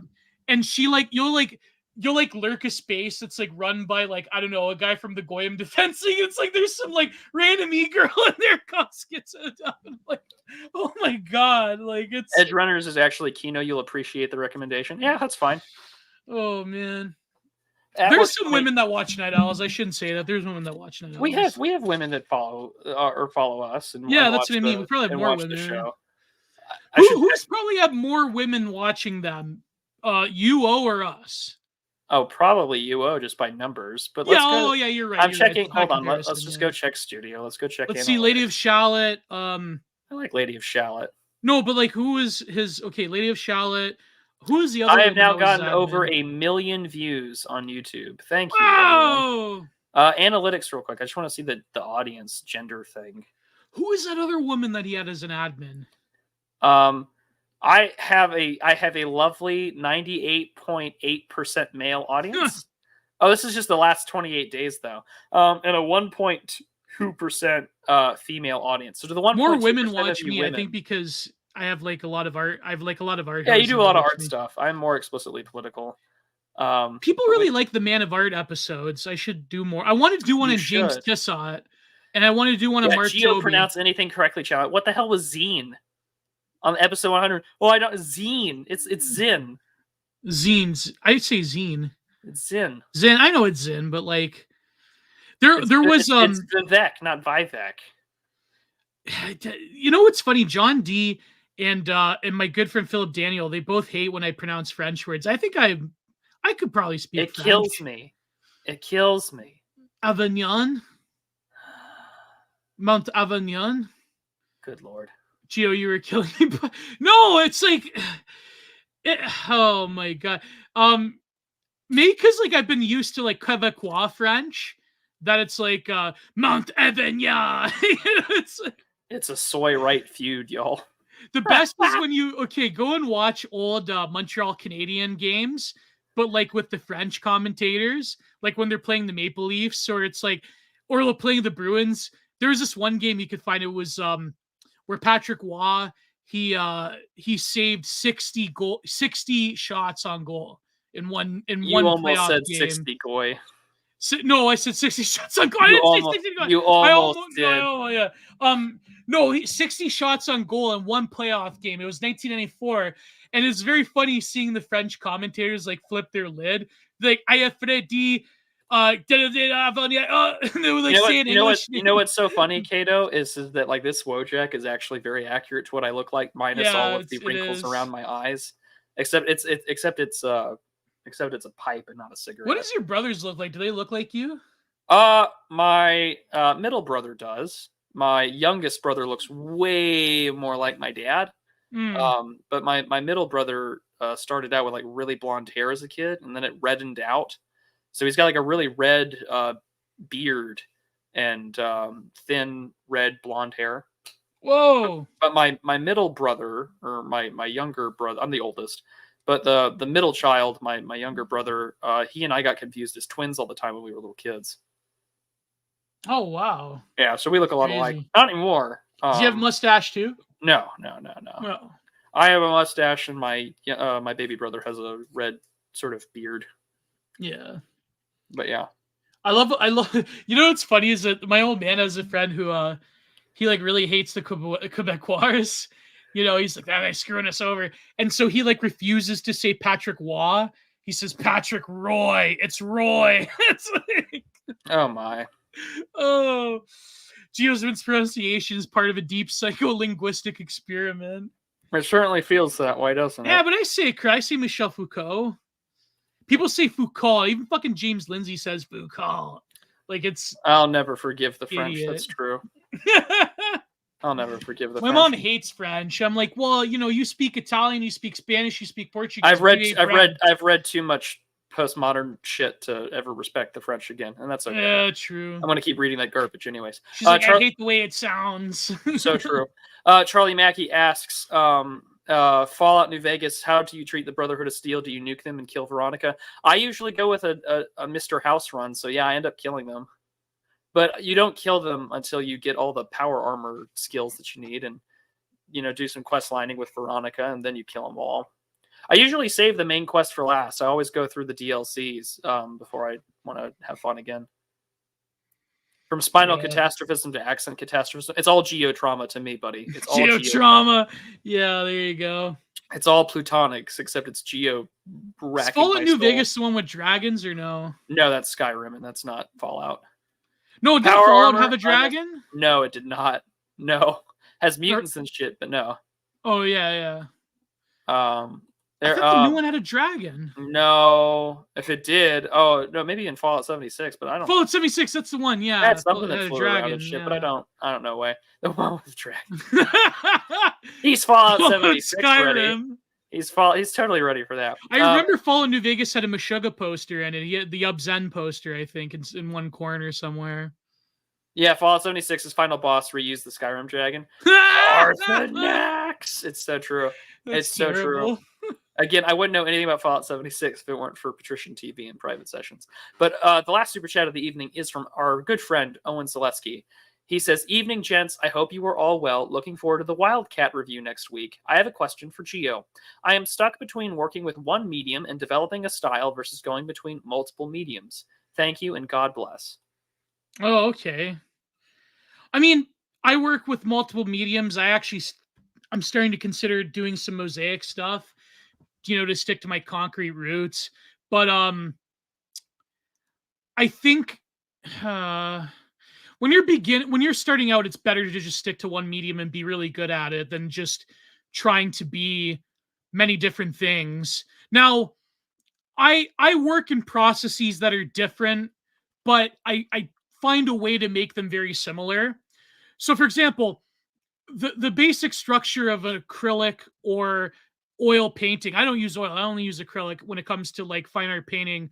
But for example, I do quite a bit of watercolor, especially sketching. I don't really sketch in graphite. I sketch in ink, and I sketch in ink wash, and I do a lot of watercolors.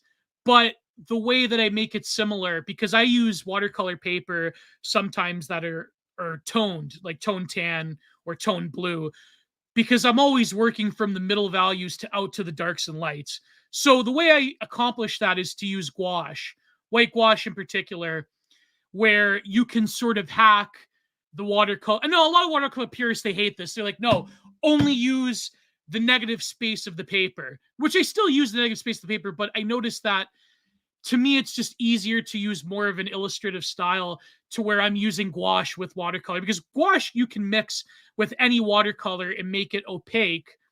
So I use processes that are similar, but and printmaking's radically different because you have to do it. You have to do the image in the mind of the negative space because it's reversed, the image. So I use different mediums that are essentially different, but I find ways to make them more similar. So, but for any artist starting out, I would basically recommend stick to one medium that you're semi-good at and run with it. But eventually you're going to have to branch out, because sketching is similar to paintings. Painting, like, I think it was it Rubens, or was it I think it was John Singer Sargent that said, or it may have been Ruskin. It may have been Ruskin that said, the art critic Ruskin, who said that the painting is essentially just drawing with the added complication of color, which is kind of true. But painting is a different animal than drawing. But the way I draw, the way I sketch things, because I use a lot of ink washes, is very similar to the way I paint. So I'm trying to create a harmony between all the things that I do. But some things you have to accept that they're different. Printmaking is radically different than painting, in a lot of different ways. So, and recently I've decided to try, maybe I'll try my hand in mosaics with different medias, like different junk or rocks or whatever. But the like Rauschenberg, typical idiot Ruskin. Yeah, I quite enjoy the works of Whistler. I think you should answer this question on screen. How much to commission a painting for you? Well, okay, it depends on the size. It depends on the complexity of the piece. But so usually, to answer that, go DM him CG Constantine. Yeah, whatever you want. Like, it depends on what you want. So, and so typically what I do for commissions, I say, listen, really study the stuff that I put out and my style, because people have told me that I do have a pretty unique style. Not unique, but like, I have a pretty, like, not, I wouldn't say unique. I'm not blowing smoke on my ass, but I mean, like, I have a style that's somewhat recognizable. So, I want to do art stream with Gio again sometimes. Yeah, of course, Mr. D. That is true. Gio will respond to a DM within 17 to 21 business days. I am his co-host, and we don't talk that often. No, but like, I think that yeah. So it just DM me, which it depends on what you want, and you have to realize that like a commission to me, like, you have to give me a level of creative license, because I'm not like an illustrator that can really hammer down the specificities of what you want, but I can approximate it by looking at my style of what I do and trying to play around with it. I think like that's the difference. A lot of people nowadays, because of art Twitter, because of Tumblr, because of a lot of like people that do digital art, they can more or less expect like a product that they can get. But when you're commissioning someone who's more fine art, I think that you have to like give them a lot of leeway as opposed to an illustrator. There's a lot of illustrators that can hammer out things that are very good, that can like approximate like what you want, you know. That's why like a lot of people make money by doing goon content. They'll like furry prawn or like hentai. You know what I mean? It's hard to be a freelance artist without doing. Yeah, I know, it's very hard. Yeah. So don't ask Gio to paint a picture of your King Charles Spaniel. My old man had a Springer Spaniel. Gio will not paint your persona. No, I won't. You have to, like, listen. If someone wanted me to paint a persona, you have to give me immense creative license. I would like in 20 grand. Yeah, exactly. And I would do like a total Francis Bacon, like meat hanging in the corner. You know, like, or anyways, yeah. So but yeah, I responded to Dimes though. We might be reviewing that film Happiness soon. About bloody time. You hated that. You said I would never touch that film ever. I didn't want to touch it. No, I read the description on Wikipedia and I was like, I don't want to touch this shit. Well, it's because Dimes is a big Philip Seymour Hoffman fan. Yes, so like, you've never seen Happiness? It's like, excuse me. You can watch it on YouTube still. I think you can watch Happiness on YouTube. You can. Yeah. Not even. Oh, don't call it that. It's a profile picture. This is literally just a Clemens von Metternich portrait with a frog head. That's it. Don't fuck with it. Don't make it weird. Who's the one monarch that Bap really loves? I don't know. Von Stauffenberg, von. I'm not sure. Oh man, I have to look it up. But we have two more super chats, and I think we're done. All right. All right. So Son of Haster, $5 snooper chats needed. Well, thank you, Son of Haster. If you come to the OGC conference next year, he and I took a nice photo together where he had a pipe and I had a cigar, but I also have a pipe now. I actually have two pipes. I bought a corncob pipe at my friend Capitalissimo's suggestion. Like total General McCarthy. Oh yes, corncob pipe. Yes, MacArthur. Yeah. MacArthur. Yeah. And honestly, it's been my go-to way to enjoy tobacco. I don't enjoy it often, but I do enjoy it. And I think von Stauffenberg. That's who I'm thinking of. Von Stauffenberg. That's how you say it. And then last but not least, Hophios gets the final chat. Total pawn trust victory. That is true. The pawn trust wins. Never discount on the pawn trust. The last thing that I will shill for the night is, and we were making fun of him earlier, but I would highly recommend that you check out our mutual friend, Graventus. He's got a lovely little channel. I'm now trying to scroll up and find when he was still in here in the chat talking so I can look. Does Graventus still have a beard? I don't know if he still has a beard. I don't talk to him face to face. I remember when he did the interview with Luke Kendrat not too long ago, and I was like, oh right, he's human, and not the weird dolphin thing. There was I remember when he first went on Follow the Rules, and there was this meme that Gravitas was a black woman. Oh yeah, it's true. Yeah, that was funny. I remember that. And people were like, Gravitas is a spiritual black woman. I always find it funny because it doesn't matter. Oh yeah, so here he is. Apparently he's putting out a new video this week. Please go subscribe to our good friend. People still think that. Yeah. So go subscribe to our friend. He's got a video hopefully coming out this week. It's 40K themed for those that are interested. But he's also got some really other great videos in there, and a lovely one building off of Eusebius of Caesarea's history of the House of Herod. So if you ever wanted to know what happened to the House of Herod, the ones that called for the head of John the Baptist and the girl who danced, you can find out what happened to all of them in one of his videos. It's really good. And also, I like that everyone wants to just kill Gravitas on Twitter. He always retweets. He always retweets people that want him dead, and I don't know why, what he's ever done to warrant the death. But, I don't know either. Remember, if he doesn't put out a video, I get to stone him live on air. Or someone probably got to him. That's probably. He doesn't put out a video. Yeah, so it'll be me. He tweeted it out. We've confirmed it on Twitter. But anyways, please go subscribe to him. He's a really great guy. Love his work. It's wonderful stuff. And it's about time he puts out a new video. It's been too long. A lot of good production value and effort. So with that, we will see you all next week on Gio's channel. Yep. And God bless. Oh yeah. And we're gonna review Wildcat. Directed by Ethan Hawke, yeah. Yes, directed by Ethan Hawke.